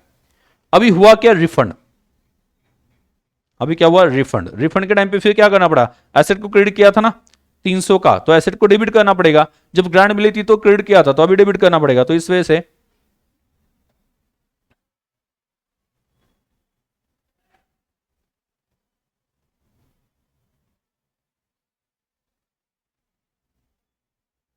तो अभी आप देखो एसेट अकाउंट कैसे दिख रहा है,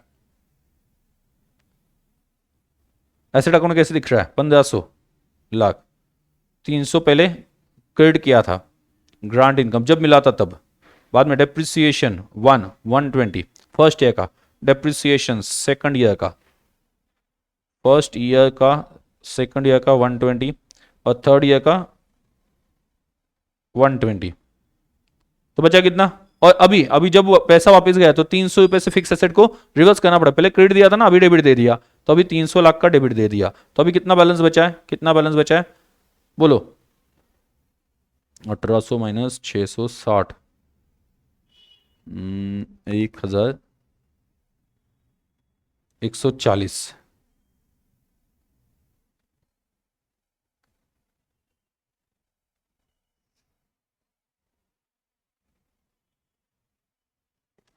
1140 आ है ना।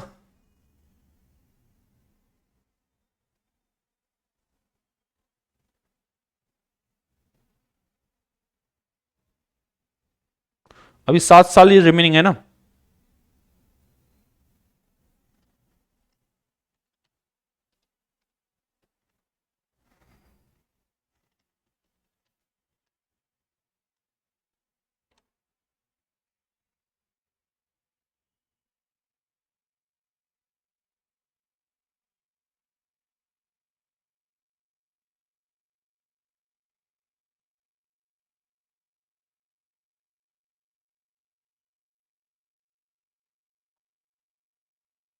वन 62.86 याद है, correct.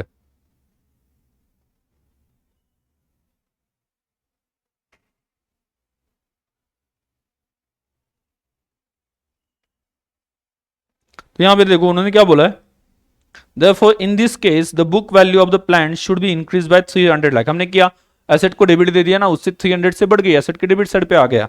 The increase cost of 300 lakh of plant should be amortise over 7 years।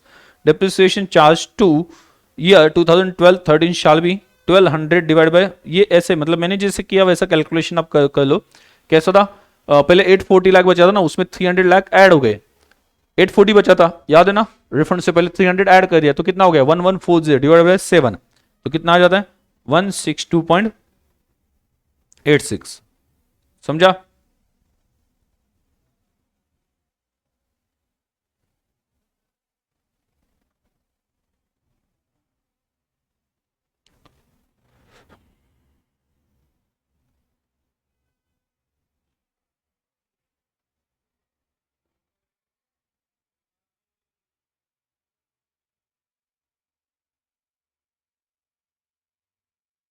ये जो है, ये जो क्वेश्चन है, it is similar to question one जैसा है। तो लिखना कैसे ही आपको समझ में आता है इस आंसर से। पहले आप एज पर एज 12 गवर्नमेंट मतलब कंडीशन क्या कहती है, कल मैंने लिख के दिया था, इससे क्या माना जाएगा एक्स्ट्रॉर्डनरी, तो वहां पे लिखा होगा treat as extraordinary items as per as 5, कल ऐसे लिख के दिया था। तो सेम क्वेश्चन वन जैसा ही है, क्वेश्चन वन जैसा ही है। क्वेश्चन वन जो बोला था डेफर्ड इनकम में डाला हो तो डेफर्ड इनकम को डेबिट दे दो, पीएन अकाउंट में जितना डाला वो पीएन अकाउंट को डेबिट दे दो, टू बैंक कर दो, टू बैंक। क्वेश्चन वन जैसा ही है जो मैंने कल लिख के दिया था।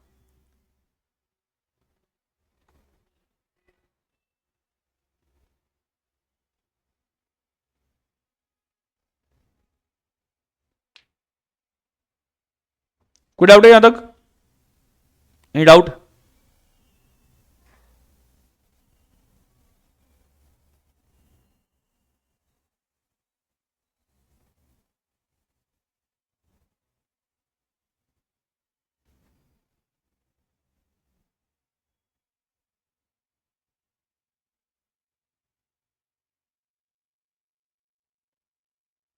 ये सॉल्व में है, बराबर, ये अनसॉल्व में है, और नीचे ये सॉल्व में है। सॉल्व मतलब आपके सामने आंसर होगा, आंसर सामने होने से फायदा ये होता है, देखो अनसॉल्व से जब अनसॉल्व आप सॉल्व करते हो तो कंसेप्ट क्लियर हो जाते हैं। अनसॉल्व जब आप सॉल्व करते हो, मैं आपके साथ सॉल्व करूंगा, आप भी मेरे साथ सॉल्व करोगे, उससे कंसेप्ट क्लियर हो जाएंगे कैसे कैलकुलेशन करना है। बट सॉल्व देखने से हमें यह पता चलता है कैलकुलेशन तो समझ में आ गया, but how to present it, present कैसे करना है। इस वजह से there should be always combination of unsolved and solved. Unsolved से once again I am repeating कि कैलकुलेशन कैसे करने स्टेप बाय स्टेप समझ में आ जाते हैं, और एक बार आपने कैलकुलेशन समझ लिया उसके बाद में जब आप सॉल्व देखते हो तो आपको एग्जाम में प्रेजेंटेशन कैसे एक्सपेक्टेड है वो भी समझ में आ जाता है। तो बेनिफिट समझ में आ गया, सॉल्व और अनसॉल्व दोनों कॉम्बिनेशन अगर हो तो उससे फायदा क्या होता है।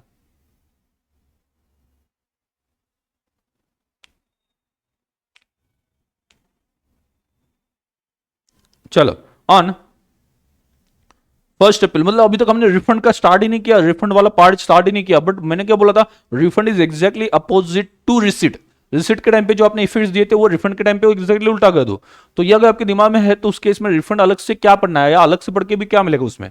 आप अगर रिफंड अभी हम पढ़ना स्टार्ट करेंगे, ऐसा नहीं कि इग्नोर कर देंगे, पढ़ेंगे ठीक है, बट उस वक्त आपको समझ में आ जाएगा it is just exactly reversal of what ever done at the time of receipt of grant. See here, question number 5. On 1st April 2011, ABC Limited received government grant of rupees 300 lakhs. 300 lakh की government grant मिल गई for acquisition of machinery costing rupees 1500.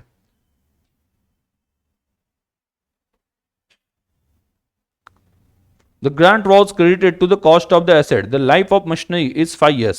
Oh, ये थोड़ा इसके जैसा है, थोड़ा है, मतलब ऑब्वियसली क्वेश्चन से सिमिलर ही रहते हैं, सिर्फ उसमें क्या चेंज होता है, 1500 लाख 300 लाख, सिर्फ उसमें क्या अमाउंट या ईयर्स चेंज हो जाते हैं जिसकी वजह से कैलकुलेशन चेंज होता है। यहाँ पे 10 ईयर्स लाइफ बताई थी और यहाँ पे कितनी बताई है, 5 ईयर्स बताई है, 5 years okay. And machinery is depreciated 20% on WDV, और वहां पे SLM था, यहाँ पे WDV है, याद रखना यहाँ पे WDV है। The company had to refund the grant in May 2014। तो देखो कब आया था, 1 अप्रैल 2011 में आया था, राइट, और 2014 में वापस करना पड़ा, मतलब 11-12 का डिप्रिसिएशन 1 ईयर, 12-13 का एंड 13-14, मतलब 4th ईयर में रिफंड किया, refund in 4th year, refund in 4th year. How would you deal with the refund grant in books of ABC limited. ABC limited की बुक्स में किस तरह से उसे आप डील करोगे, ट्रीट करोगे, ऐसा वो बोल रहे हैं। The company had to refund grant due to non fulfillment of certain condition. और ग्रांट कहां पे क्रेडिट किया था, grant was credited to cost of asset, मतलब एसेट में एडजस्ट किया था, डिफर्ड ग्रांट इनकम में रखा नहीं था, एसेट में रखा था। तो यहां पे देखो क्या बोला है, अकॉर्डिंग टू पैरा 21 ऑफ 12, प्यारा याद रहता है तो ठीक है, otherwise directly as per AS12 ऐसा लिख देना, या according to AS12 as per AS12 ऐसा वहां पे लिख देना। प्यारा याद नहीं रहता है और याद रखने की जरूरत भी मेरे हिसाब से नहीं है, ठीक है। तो यहाँ पे देखो, on accounting for government grants the amount refundable in respect of grant related to specific fix asset should be recorded by increasing the book value of asset. अभी बुक वैल्यू इंक्रीज करने के लिए क्या करना पड़ेगा, जब एसेट आती थी तो एसेट आती है तब एसेट को हम डेबिट देते हैं ना, वैसे ही बुक वैल्यू बढ़ाने के लिए आप डेबिट दे दो। मतलब जब पैसे आए थे ग्रांट के तो आपने एसेट को क्रेडिट किया था, अभी अब क्या कर दो, एसेट को डेबिट कर दो। तो asset account debit, asset debit to bank, ये करना पड़ेगा, क्योंकि जब पैसे आए थे एसेट को क्रेडिट किया था, कितना, जितना रिफंड किया, कितना 300 लाख 300 लाख। अभी उन्होंने बताया पहले साल जब एसेट आ गई, ध्यान सुनना, पहले साल जब एसेट आ गई तो उस वक्त उसकी वैल्यू कितनी थी 1500। 1500 में से 300 क्या हो गया, ग्रांट थी जो एसेट्स में से एडजस्ट की, तो आपकी एसेट की वैल्यू कितनी बची 1200, ये समझे कि 1200, 1500 में से 300 एडजस्ट किए, 300 ग्रांट के एसेट को क्रेडिट कर दिए, मतलब एसेट उससे कम हो गई तो 1200 बचे, 1200 बचे। अब ये 1200 के ऊपर आगे 3 साल डिप्रिसिएशन प्रोवाइड किया जाएगा WDV से 20% WDV, 20% WDV मेथड से, 20% WDV मेथड से प्रोवाइड किया जाएगा, राइट। अब यहां पे देखना, less depreciation eight 20%, depreciation eight 20% कितना आता है, 1200 के ऊपर 20% 240, तो आ गया 960, 3 साल का प्रोवाइड कर दो, फिर से 20%, 960 पर 20%, 192, कितना बचा 768, फिर से थर्ड ईयर का 20%, तो 768 के ऊपर 20% प्रोवाइड कर दो, तो आ जाता है 614, ये बैलेंस आ गया, बैलेंस इन 4th ईयर, 4th ईयर के स्टार्टिंग में ये बैलेंस आ गया, 3 साल का डिप्रिसिएशन प्रोवाइड। देखो 1500 की एसेट थी, 300 माइनस किए, ग्रांट उसमें ही एडजस्ट किया ना, तो 1200 वैल्यू बच गई। जब ग्रांट आई तो एसेट में एडजस्ट किया, ऐसा उन्होंने बताया, बट मतलब ग्रांट आने के बाद में एसेट की वैल्यू कितनी है 1200, कितनी है 1200, 1200 के 3 साल डिप्रिसिएट किया 20% से WDV मेथड से, 1200 माइनस यहां पे आप कर दो ना 1200, 1200 माइनस 20%, फिर से 960 आ गया, माइनस सेकंड ईयर का 20%, 760 का आ गया, माइनस 20%, तो कितना आ गया 614.4, ये आ गया। अभी गवर्नमेंट ग्रांट रिफंड कर दी तो क्या करना पड़ेगा, एसेट में पहले क्रेडिट किया था, अभी एसेट को डेबिट करना पड़ेगा, मतलब पहले एसेट 300 से कम हो गई थी, अभी एसेट 300 से बढ़ जाएगी, तो एसेट को 300 से बढ़ा दो, तो अगर आप एसेट को 300 से बढ़ा देते हो तो बुक वैल्यू में 300 रुपए ऐड हो जाएंगे, ठीक है, रिफंड की वजह से। और अभी कितना बचेगा 614 बैलेंस था प्लस 300, तो कितना बच रहा है कितना बच रहा है 914.40 कितना बच रहा है 914.40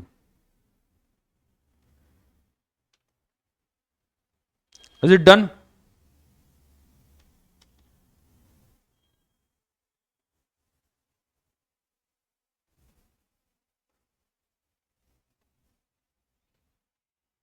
आगे से डिप्रिसिएशन किस पे प्रोवाइड होगा 914.40 पे। Depreciation at 20% on revise value of 914.40 is to be provided. आगे कितना आ जाएगा 914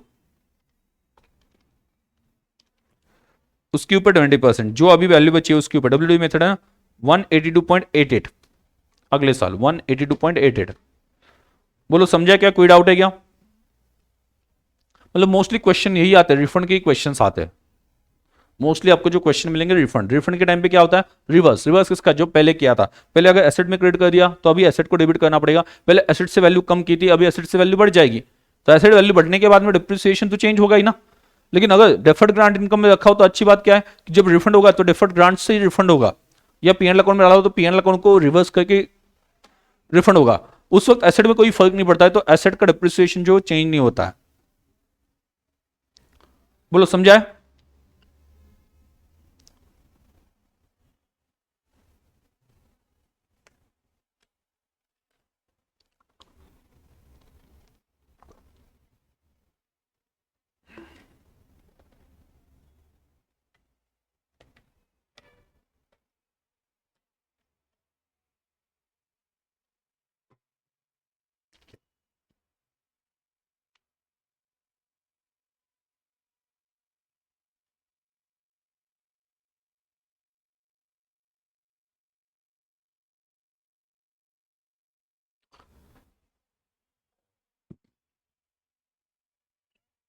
यस, समझ में आ गया।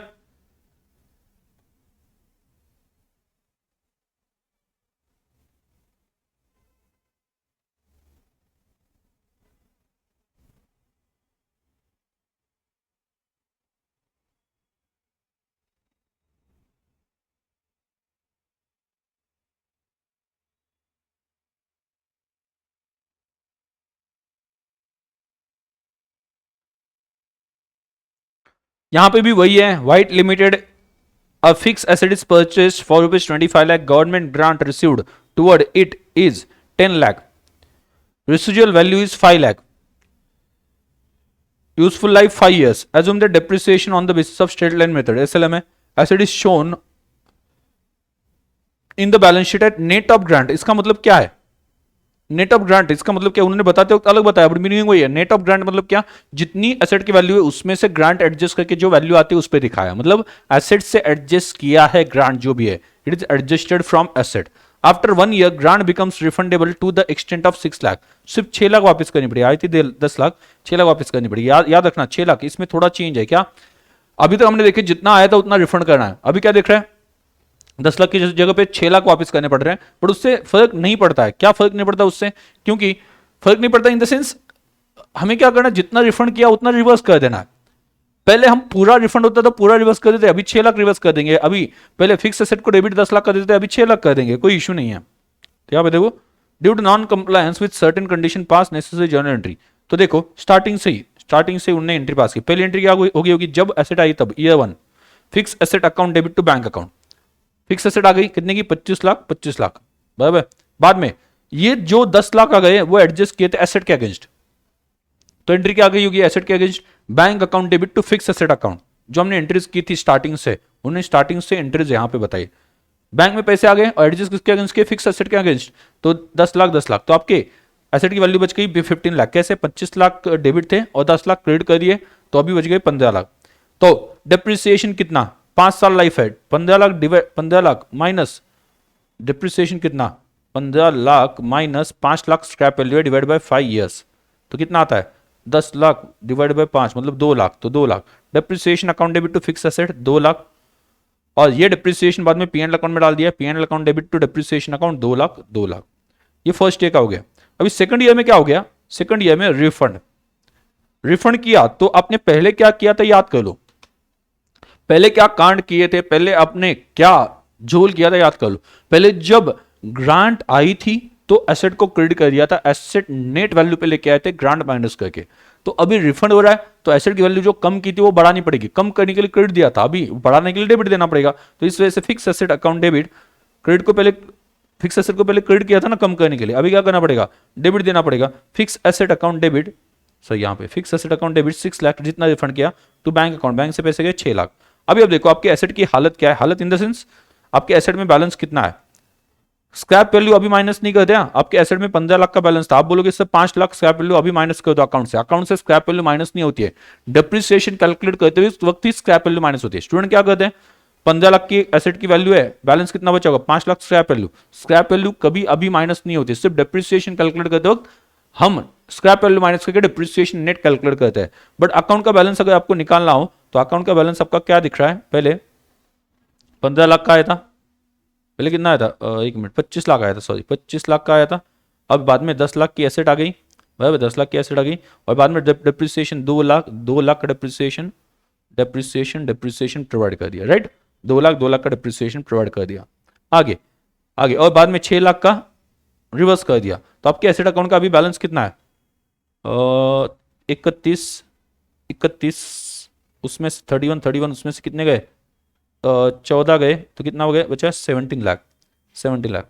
तो 17 लाख डिवाइड बाय, आगे कितने साल बचे, 5 साल में से 2 साल हो गए ना, नहीं 1 साल ही हो गए, 4 साल, 17 लाख डिवाइड बाय 4, 4 साल ही, 1 साल ही हुआ है ना।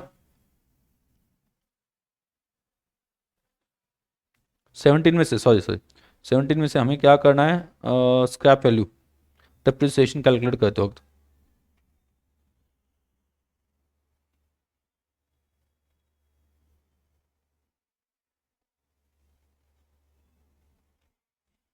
दो लाख का डिप्रिसिएशन प्रोवाइड कर दिया, 6 लाख गए, कितना 31 माइनस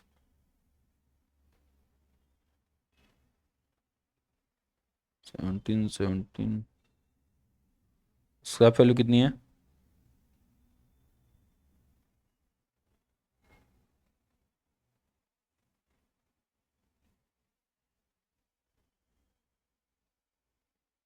दो लाख मैंने 2 बार माइनस कर दिया, एक बार ही हुआ है ना, 2 लाख 2 बार माइनस किया, डिप्रिसिएशन एक ही बार हुआ है ना, एक ही बार हुआ है, मैंने 2 लाख यहाँ पे 2 बार कर दिया, डिप्रिसिएशन एक ही बार माइनस हुआ है, डिप्रिसिएशन 2 लाख, तो यहाँ पे आ गया 19 लाख।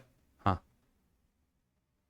ये यहाँ पे 2 बार दिखा ना, 2 लाख 2 लाख, तो मुझे लगा 2 लाख हमने 2 बार प्रोवाइड किए, बट 2 लाख एक बार डिप्रिसिएशन प्रोवाइड किया, वो डिप्रिसिएशन बाद में पी एंड अकाउंट में ट्रांसफर किया, वो 2 बार डिप्रिसिएशन, 1 साल का डिप्रिसिएशन प्रोवाइड किया, तो कितना बचा है 19 लाख। तो 19 lakh minus 5 lakh divide bye 19 lakh divide bye 5 lakh divide by 4 year, 4 साल ही बचे, तो 14 लाख 3.5 लाख। तो अगले साल का depreciation, depreciation account debit to fix asset 3.5 lakh, और वो पी एंड अकाउंट में ट्रांसफर किया जाएगा डिप्रिसिएशन। समझा, कोई डाउट है, जितना रिफंड किया उतना रिवर्स किया।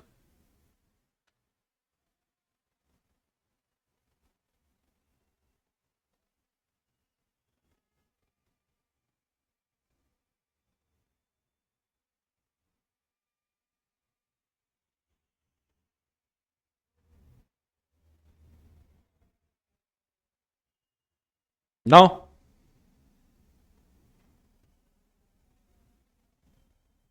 देखो यहाँ पे क्या बोला है, ये 2 ऑप्शन दिए, या तो ये हमने अब ऑप्शन पढ़ लिया, amount received is treated as deferred income, अलग डेफर्ड इनकम अकाउंट में रख दो, अगर आपको कैश मिल गया एसेट के बदले में, और नॉन डिप्रिसिएबल एसेट हो, requires fulfilment of any condition, तो उसमें अगर यस कंडीशन फुलफिल करनी पड़ती है, अगर नॉन डिप्रिसिएबल एसेट के लिए मिला हो और कुछ कंडीशन पूरी करनी पड़ती है उससे मिलने के लिए, तो पी एंड अकाउंट में ओवर पीरियड ऑफ टाइम उसे डाल दो।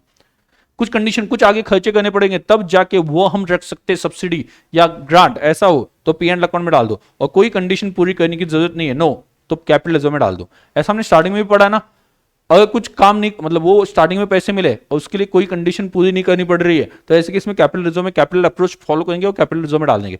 बट उन्होंने एसेट देते हुए कुछ कंडीशंस डाली, वो कंडीशन पूरी करनी, उसके लिए फ्यूचर में कुछ एक्सपेंसेस करना है, तो उस केस में हम पी एंड अकाउंट में डालते हैं over the period of time. वैसा ही यहाँ पे फॉलो किया नॉन डिप्रिसिएबल एसेट के लिए। नॉन डिप्रिसिएबल एसेट कंडीशन पूरी करनी पड़ेगी क्या? यस, अगर यस है तो पीएनएल अकाउंट में डाल दो ओवर पीरियड ऑफ टाइम। अगर कंडीशन पूरी नहीं करनी पड़ती है तो कैपिटल रिजर्व में डाल दो, क्योंकि ये वन टाइम पेमेंट वहां पे रहेगा। रेवेन्यू ग्रांट्स पीएनएल अकाउंट में कैसे प्रेजेंट किया जाए? फर्स्ट मेथड, अदर इनकम में दिखा दो, अदर इनकम में, या फिर grant received can be deducted from related expenses.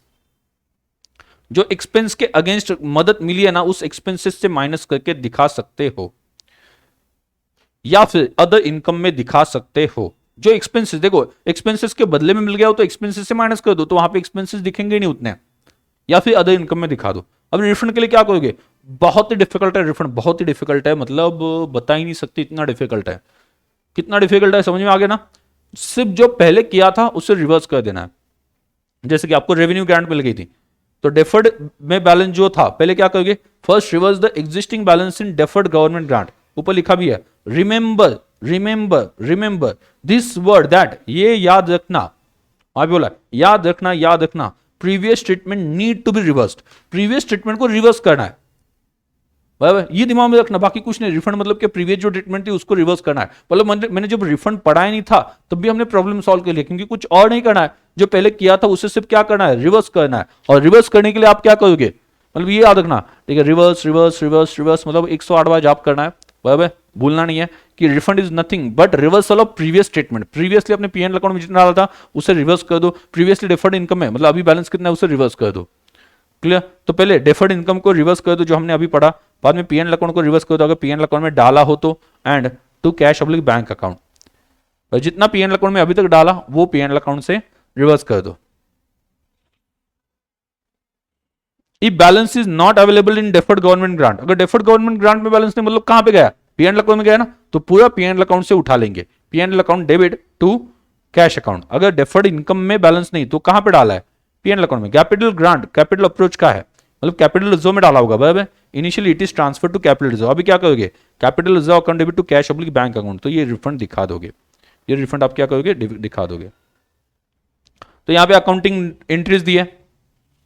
अगर अगर मशीन के लिए मिला हो, एसेट के लिए मिला हो, और पहले मशीन में डाला हो, मशीन में डाला हो, अभी हमने क्वेश्चन सॉल्व किया ना, पहले मशीन में क्रेडिट किया हो तो रिफंड करते हो तो क्या करेंगे? मशीन को डेबिट करेंगे, machine account debit to cash, cash oblique bank कर देंगे, ठीक है।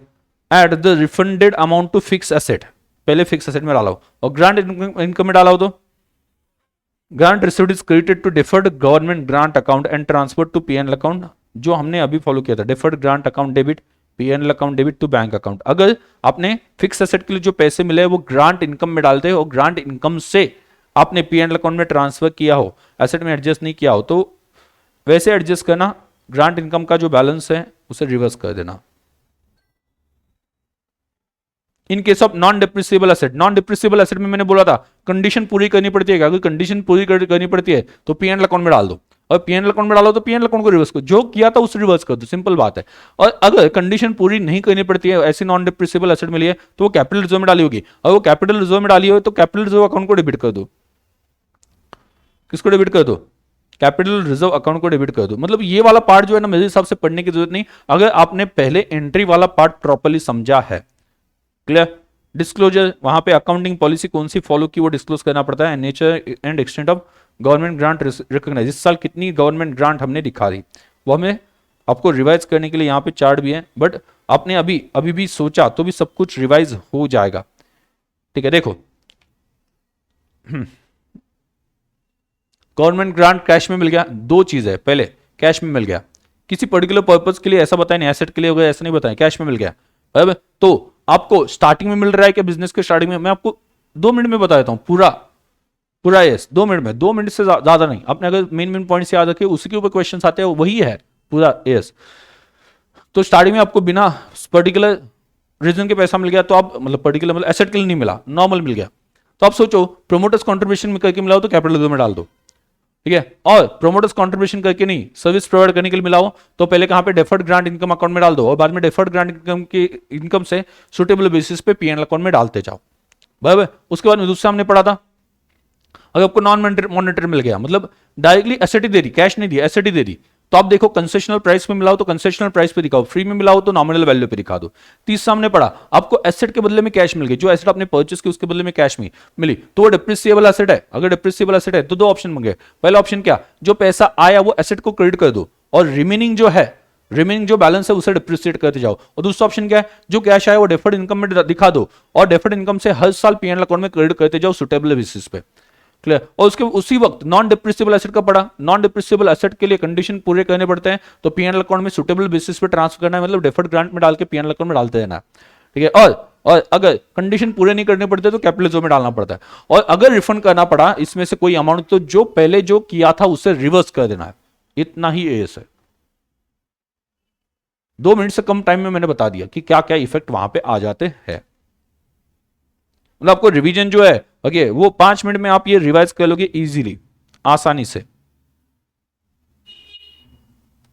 समझा क्या?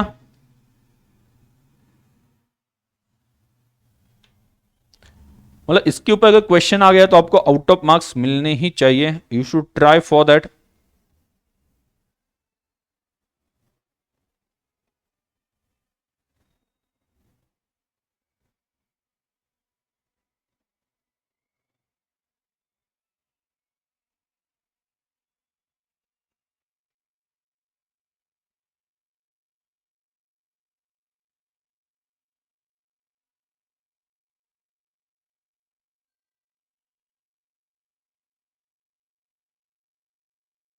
डन।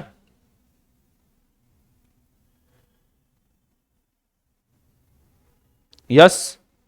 यहां पे देखना रिमेनिंग क्वेश्चन कंप्लीट कर लेते हैं। सम्राट limited has setup it's business in designated backward area. मतलब बैकवर्ड एरिया में बिजनेस सेट किया। ओ मतलब यहां पे ही मुझे समझ में आया कि शायद से बिजनेस सेट करने के लिए पैसा मिल रहा है initially. Company entitles the subsidy of 25% of the total investment from government। जो इन्वेस्टमेंट की उसका 25% गवर्नमेंट देगा। The company has invested 80 crore, तो ऑब्वियसली 80 करोड़ का 25% मतलब गवर्नमेंट से 20 करोड़ मिल जाएगा। 20 करोड़ लिखा भी है यहाँ पे। In February 2014 the company wants to recognise the said subsidy as its income. वो इनकम में दिखाना चाहते हैं to improve the bottom line of the company. मतलब कंपनी का फाइनेंशियल स्टेटमेंट और बेटर दिखाने के लिए वो किस में दिखाना चाहते हैं, इनकम में दिखाना चाहते हैं। Do you approve the action of the company in accordance with the accounting standard. क्या लगता है आपको, इनिशियली बिजनेस स्टार्ट करने के लिए सब्सिडी मिल गई तो वो सब्सिडी कहां पे दिखाना चाहते हैं, कहां पे दिखाना चाहते हैं सब्सिडी? तो ये ठीक है, हाँ या ना बोलो। इज इट ओके या कहीं और दिखाना चाहिए? ऐसे जो पैसे मिलते हैं वो कहीं और दिखाना चाहिए क्या? तो याद है कहां पे दिखा दे आपको? स्टार्टिंग में बार बार पढ़ा है कि स्टार्टिंग में अगर प्रोमोटर्स कंट्रीब्यूशन या बिजनेस स्टार्ट करने के लिए बिगिनिंग में मिल रहे हो तो कैपिटल रिजर्व में कैपिटल अप्रोच फॉलो करना चाहिए। तो where the government grants are in the nature of promoters contribution they are given with reference to total investment in, मतलब इन्वेस्टमेंट के अगेंस्ट मिल रहा है ना। ठीक है, जितना कैपिटल गया। For example central investment subsidy scheme and no repayment ordinarily expected. इसमें रिपेमेंट जनरली एक्सपेक्टेड नहीं होता, ऑर्डिनरी बोला है, बट अगर कुछ कंडीशंस डाले हो तो रिपेमेंट या रिफंड करना पड़ सकता है। Are treated as capital reserve which can neither be distributed as dividend nor as deferred income. ये लाइन याद रखना कि ये जो पैसा है ओके वो कैपिटल रिजर्व में डालना है, उससे बाद में डिविडेंड करके डिस्ट्रीब्यूट। क्योंकि डिविडेंड कहां से डिस्ट्रीब्यूट होता है? जो आपके फ्री रिजर्व है, प्रॉफिट्स है, बाद में जनरल रिजर्व है, उससे कर सकते हो। तो यहां से करना अलाउड बिल्कुल भी नहीं है। द सब्सिडी रिसीव्ड बाय सम्राट limited for setting up a business, ठीक है, will be treated as grant by government in the nature of promoters contribution as the grant is given with reference to total starting में दिए। ठीक है, तो इस वजह से since subsidy received is neither in relation to specific asset or nor revenue, thus company cannot recognize it as income। बराबर, income करके ट्रीट नहीं करना है। याद आया था ना आपको? ये कैपिटल रिजर्व में डालना है, समझ में आ गया था ना? ये देखो ये रिपीटेड है। रिपीटेड मतलब क्या? वही जो हमने अभी 2 क्वेश्चन देखे थे, 1500 लाख में से 300 लाख सब्सिडी आ गई थी और बाद में रिफंड करनी पड़ी। 2 सिचुएशन में करके दिखाओ। वैसे ही सिर्फ अमाउंट चेंज है। तो देखो a specific government grant of 15 lakh was received, यहां पे 1500 लाख की जगह पे उन्हें 15 लाख कर दिया। वही कर सकते चेंजेस। और क्या करेंगे? Acquiring high tech dairy plant of ₹95 lakh government grant 15 lakh मिल गई और 95 लाख की आपने एसेट ली। Plant has useful life of 10 years। The grant received was credited to deferred income in the balance sheet.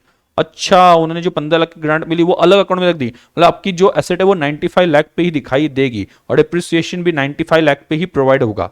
तो जब रिफंड हो जाएगा ना, तो रिफंड करते वक्त ग्रांट इनकम से ही सब कुछ एडजस्ट करना है और जो पीएनएल अकाउंट में डाला है ग्रांट इनकम वो पीएनएल अकाउंट से एडजस्ट करना है। Due to non compliance of the condition laid down for the grant, the company had to refund the whole grant to the government. Government को refund करना पड़ा। Balance in the deferred income on that date was 10.50। उन्होंने खुद ही बता दिया deferred income में 10.50 था, मतलब देखो 15 लाख में से 10.50 ही बचा है डेफर्ड में, तो बाकी 4,50,000 4.5 कहां पे गए होगा? पीएनएल अकाउंट में। तो अभी आप रिवर्सल कैसे करोगे? यहां पे देखो 4.50 लाख पीएनएल अकाउंट को डेबिट कर दोगे, 10.50 लाख डेफर्ड को डेबिट कर दोगे। यहां पे देखो डेफर्ड इनकम 15 लाख, 10.5 लाख कहां पे? डेफर्ड में, और 4.50 पीएनएल अकाउंट में। ठीक है, there will be no effect on cost of fix asset. Fix asset में कोई चेंज नहीं होगा, उसके डिप्रिसिएशन में भी चेंज नहीं होगा। क्यों? क्योंकि हमने जब ग्रांट आई थी कहां पे रखी थी? सेपरेट अकाउंट में, तो सेपरेट अकाउंट से चली गई। आपका फिक्स एसेट जो है उसमें कोई चेंज नहीं, उसके डिप्रिसिएशन में भी कोई चेंज नहीं, वैसा ही चलता रहेगा। बट अगर एसेट से डिडक्ट की, अगर एसेट से डिडक्ट की, कितना? एसेट से 40, कितने की एसेट है? 95 लाख की एसेट है, उससे डिडक्ट की 15 लाख, तो 80 लाख बचेगा। 80 लाख बचेगा और 10 ईयर्स, मतलब हर साल आप कितना डिप्रिसिएशन प्रोवाइड कर रहे हो? 8 लाख। 8 लाख प्रोवाइड कर रहे हो, कितने साल तक प्रोवाइड किया आपने? ये ऐसे आप कैलकुलेट कर सकते हो कितने साल प्रोवाइड किया। आया कब था? 2014-15 में आया था, मतलब 14-15, 15-16, 16-17, 17-18 में रिफंड किया। 4th ईयर में रिफंड किया, मतलब 3rd ईयर तक refund, 4th year, 3rd year तक डिप्रिसिएशन प्रोवाइड किया। 8 लाख 8 लाख 8 लाख, तो देखो 80 लाख में से यहां पे कैलकुलेट कर लो, 80 लाख में से 80 लाख माइनस 15 लाख कितना आता है? सॉरी नहीं सॉरी 95 लाख माइनस 15 लाख कितना आता है? 80।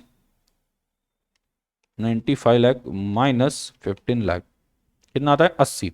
80 कितने दिन का? 10 ईयर्स लाइफ है ना, तो 8 लाख पर ईयर, तो कितने साल प्रोवाइड किया? 3 साल। 8 लाख इंटू 3 ईयर्स तो 24, मतलब माइनस 24 कर दो, कितना आ जाता है? 56 आ जाता है। अभी 56 है, अभी आपको 56 जब बचा तो रिफंड करना पड़ा पूरा। अभी 3 साल बाद अगर सेकंड मेथड से चलते, ये सेकंड मेथड से चलते हैं, तो 3 साल बाद आपके एसेट की वैल्यू 56 बची है, उसमें 15 ऐड कर दो क्योंकि रिफंड हो गया। 15 ऐड किया तो कितना हो गया? 71। और लाइफ कितनी बची है? 3 साल हो गए, 10 में से 3 साल, तो 7 ईयर्स ही बचे, डिवाइड बाय 7। स्क्रैप वैल्यू नहीं है, तो इस केस में क्या हो जाएगा? 10.14 आ जाएगा। यहां पे लास्ट में दिया 10.114, 10.14। बोलो कोई डाउट है?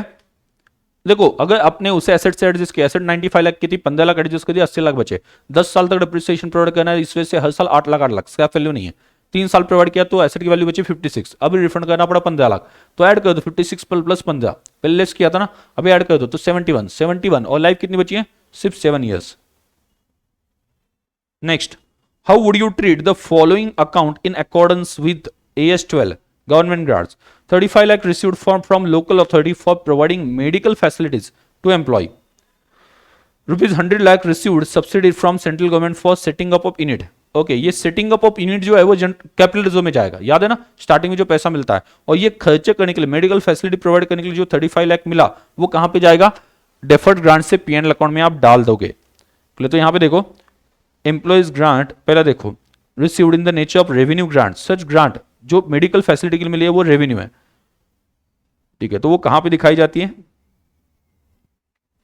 Credit in the profit and loss statement either separately और under general heading as other income.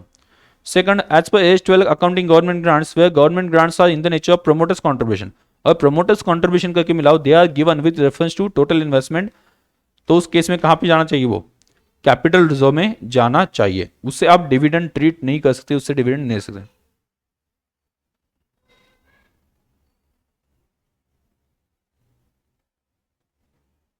वही दिया है। थर्ड भी सिचुएशन बताइए क्या? थर्ड सिचुएशन क्या बताइए? थर्ड, हाँ, 10 lakh grant received from the central government on installation of anti pollution equipment, anti pollution equipment, उसके लिए इक्विपमेंट परचेस की ना, तो फिक्स एसेट से एडजस्ट कर दो, उस फिक्स एसेट से एडजस्ट कर दो। यहां पे दिया है, मैं ड्रॉ नहीं कर, थर्ड लाइन देखो, थर्ड में थर्ड लाइन देखो, यहां पे दिख रहा है क्या, third line, specific fix assets are regarded as accepted under first method, grant is shown as deduction from gross value. तो आपको ऑप्शन पता है, या तो एसेट से माइनस कर दो, या डेफर्ड ग्रांट इनकम में दिखा के स्लोली स्लोली पी&एल अकाउंट में लेना स्टार्ट कर दो। तो ये तीन ऑप्शन वहां पे बन जाते हैं अगर एसेट के लिए मिल गया हो तो। एसेट के लिए मिल गया हो, या तो एसेट से क्रेडिट कर दो, या फिर अलग अकाउंट में लिखना स्टार्ट कर दो, अलग अकाउंट में मतलब डेफर्ड इनकम में, और वहां से पी&एल अकाउंट में जाने दो। Hygiene Limited had received a grant of 50 lakh in 2012 from state government toward installation of pollution control machinery. अभी तो हुआ, मशीनरी इंस्टॉल करने के लिए मिल गया, तो आप क्या करोगे, आपके पास दो ऑप्शन है, या तो मशीन को क्रेडिट कर दो वो अमाउंट जो आई है वो, या फिर डेफर्ड ग्रांट इनकम में रख दो और बाद में हर साल सुटेबल पीरियड कंसिडर करके पी&एल अकाउंट में ट्रांसफर करते रहो। ठीक है, तो यहाँ पे fulfilment of certain condition, the company however failed to comply with said condition and was required to refund the said amount in 2020। कितने साल हो गए, 2012 में आ गई थी, अभी 2020, मतलब 8 साल हो गए। It also reworked the depreciation for the said machinery from the date of purchase and passed necessary adjusting entries for in 2020 to incorporate retrospective impact of the same. State whether the treatment done by company retrospective, देखो problem क्या है, retrospective effect क्या है, ये retrospective effect पता है क्या, बोलो रिट्रोस्पेक्टिव इफेक्ट क्या होता है, वहां पे लिख देना। रिट्रोस्पेक्टिव इफेक्ट मतलब क्या, making changes from the beginning, making changes from the beginning, making changes from the beginning, making changes from the beginning। वहां पे रिट्रोस्पेक्टिव वहां पे वो एक लिख देना, this is not required, this is not required and we should give only prospective effect, we should give only prospective effect, we should give only prospective effect, we should give only prospective effect.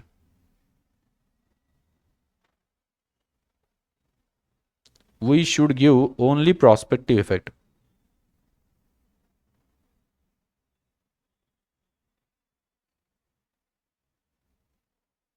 Prospective मतलब क्या, जिस दिन change हुआ उसके आगे के amounts में change कर दो, समझा क्या। There is no need of retrospective effect, ये गलत है कि उन्होंने क्या किया, पहले वाले डिप्रिसिएशन में चेंजेस किए, ओके वो उसमें फर्क देखा कितना है और वो एडजस्ट करने की कोशिश की, ये करने की जरूरत नहीं। हमने अभी तक क्या किया, आज कितना बैलेंस है एसेट का वो देखो और उसके आगे का डिप्रिसिएशन की वैल्यू चेंज करो, पहले वाला डिप्रिसिएशन वैसे रहने दो, मतलब जो चेंजेस है वो फ्यूचर के लिए एप्लीकेबल हो जाएंगे, वो उसे बोलते हैं प्रोस्पेक्टिव। और रिट्रोस्पेक्टिव मतलब क्या, बैक कैलकुलेशंस, बैक कैलकुलेशंस नहीं करने यहाँ पे, कौन से कैलकुलेशन करने, you should make changes only in future values. ठीक है, तो आज आपके एसेट की वैल्यू कितनी बची है, मैंने वैसे ही किया, हर क्वेश्चन में आप देखना आज कितनी वैल्यू बची है, ओके डिवाइड बाय 7 इयर्स, अभी लास्ट वाले क्वेश्चन में डिवाइड बाय 7 इयर्स, जितना डिप्रिसिएशन आता है मतलब रिमेनिंग लाइफ इज 7 इयर्स, उतना ही प्रोवाइड कर देना है। समझे क्या मैं क्या बोल रहा हूं, प्रीवियस कैलकुलेशंस रिक्वायर्ड नहीं है। तो यहां पे देखो, as per the fact of the case hygiene limited had received grant of 50 lakh in 2012 from state government toward installation of pollution control machinery on, वही लिख रहे हैं जो ऊपर दिया। However the amount of grant has to be refunded, ये भी वही दिया है, उन्होंने दिया है। It fail to comply with the prescribed condition in such circumstances accounting for government grants require that amount refundable in respect of government grant related to specific fix asset is recorded by increasing the book value, ये यही लिखा है। Main point मैं underline करके देता हूं, यहां से देखो द स्टैंडर्ड दिख रहा है क्या, आपको दिख रहा है क्या पता नहीं, हाँ द स्टैंडर्ड यहां पे मैंने दिया, standard further makes it clear in the first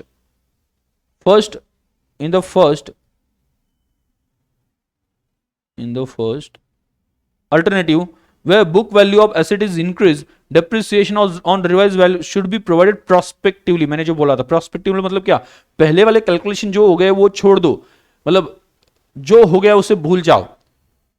ठीक है, मतलब क्या बोलते हैं, रात गई बात गई, जो भी बोलना है वो बोल सकते हो, पहले जो हुआ कैलकुलेशन छोड़ दो, आज एसेट की वैल्यू कितनी है और आज के आगे एसेट की लाइफ कितनी है वो सोचो और वो कैलकुलेट कर दो, उसे बोलते हैं प्रोस्पेक्टिव इफेक्ट। तो उसने कौन सा दिया, रिट्रोस्पेक्टिव, उसने स्टार्टिंग से डेप्रिसिएशन जो प्रोवाइड किया था वर्सेस जो प्रोवाइड करना चाहिए था, ये चेंजेस की वजह से वो डिफरेंस निकाला, ये करने की जरूरत नहीं है। तो यहां पे देखो क्या prospective over the residual useful life of asset. Accordingly, the accounting treatment given by Hygiene Limited of increasing value of asset and plant and machinery is quite proper. Asset की वैल्यू बढ़ाना ठीक है, कोई प्रॉब्लम नहीं। However, accounting treatment in respect of depreciation given by company of adjustment of depreciation with retrospective effect is improper. ये समझा क्या? उसने पहले से रिकैलकुलेशन करके डिफरेंस निकाला होगा कि नहीं? पहले उस अगर गवर्नमेंट ग्रांट मिलती ही नहीं तो कितना डिप्रिसिएशन होता वर्सेस गवर्नमेंट ग्रांट मिली तो कितना डिप्रिसिएशन था, उसका डिफरेंस निकाल के वो एडजस्ट करना चाहा, तो ये गलत है। आपको क्या करना है, अभी जो एसेट की वैल्यू बची है, अभी जो एसेट की वैल्यू बची है उसमें चेंजेस करना। अभी जो एसेट की वैल्यू बची है उन वैल्यूज में चेंजेस करने हैं, पहले वाला छोड़ दो, पूरा ना भूल जाओ, जो हुआ उसे भूल जाओ। अभी स्टेटस क्या है, एसेट की वैल्यू कितनी है और अभी लाइफ कितनी बची है, उतना हम कैलकुलेट करके डिप्रिसिएशन निकाल लेंगे, उसे बोलते हैं prospective, thinking about the future. Previous calculation में कोई चेंजेस नहीं करने, उसके बारे में सोचना नहीं है, रिट्रोस्पेक्टिव नहीं जाना है।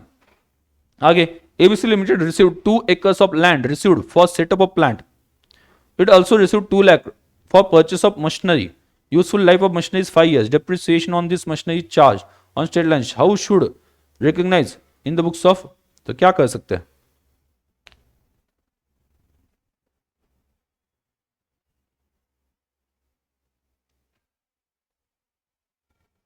क्या मिला है, ABC limited received 2 acres of land free of cost.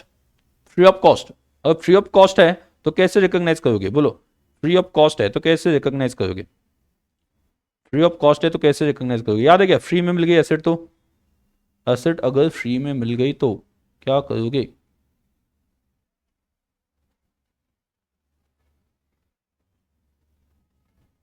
Asset अगर फ्री में मिल गई तो क्या करोगे, देखो एसेट अगर फ्री में मिल गई तो क्या करोगे, नॉमिनल वैल्यू पे दिखाओगे, यहाँ पे नॉमिनल वैल्यू अंडरलाइन करना, नॉमिनल वैल्यू अंडरलाइन करना।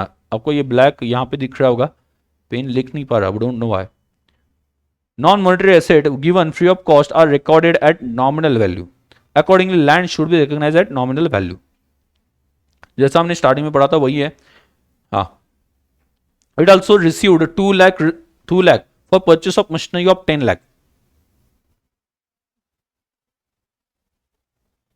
2 लाख मिल गए, तो ये आपके पास ऑप्शन है, either deduct it from gross value of the asset, asset को क्रेडिट कर दो, और treat as deferred income as per provision of the standard, जो आपने पहले फॉलो किया है। यहाँ पे ये सभी कैलकुलेशंस बताए, एक बार देख लेना, कैलकुलेशंस वैसे ही जैसे हमने पहले पढ़े थे। बार बार ये मैंने आपको स्टार्टिंग में बोला था, ये वाले क्वेश्चन इंपॉर्टेंट है क्योंकि बार बार वो क्वेश्चन आपको मिलने वाला है। Delimited acquired machinery of on 1st April 2007 20 lakh, useful life 5 years। Company had applied on 1st April 2017 for subsidy to the tune of 80% of the cost। 20 lakh का 80% मिल रहा है, मतलब कितना, द कंपनी फिक्स एसेट, मतलब 20 लाख का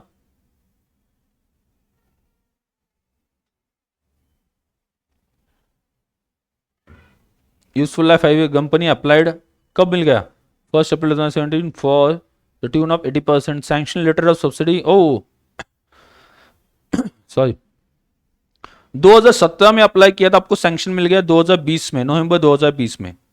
मतलब आपने कब तक का डिप्रिसिएशन प्रोवाइड किया, 17-18 का प्रोवाइड किया होगा, 18-19 का किया होगा, 19-20 का प्रोवाइड किया होगा, 3 साल का डिप्रिसिएशन आपने ऑलरेडी प्रोवाइड किया होगा। कितना प्रोवाइड किया होगा, उस वक्त तो श्योर नहीं था, क्या बोलते हैं उसे, गवर्नमेंट ग्रांट मिलेगा ही नहीं, ये अच्छे से सुनना मैं क्या बोल रहा हूं। उन्होंने अप्लाई किया 2017, सैंक्शन नहीं हुआ था, अगर सैंक्शन हो जाता तो हम बोलते ग्रांट रिसीवेबल है, बट सैंक्शन भी नहीं हुआ था, तो उस वक्त पता ही नहीं था कि गवर्नमेंट ग्रांट मिलेगी या नहीं मिलेगी।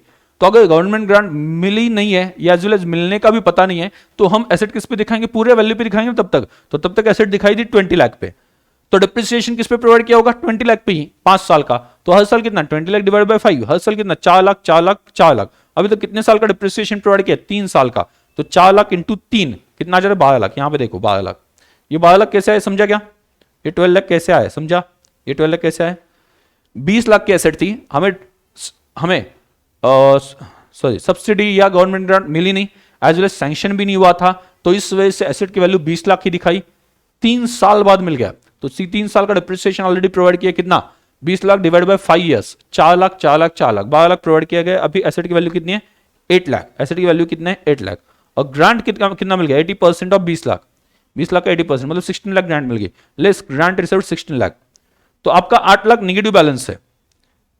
8 लाख क्या है? नेगेटिव बैलेंस है। You are required to explain how should you deal with this situation.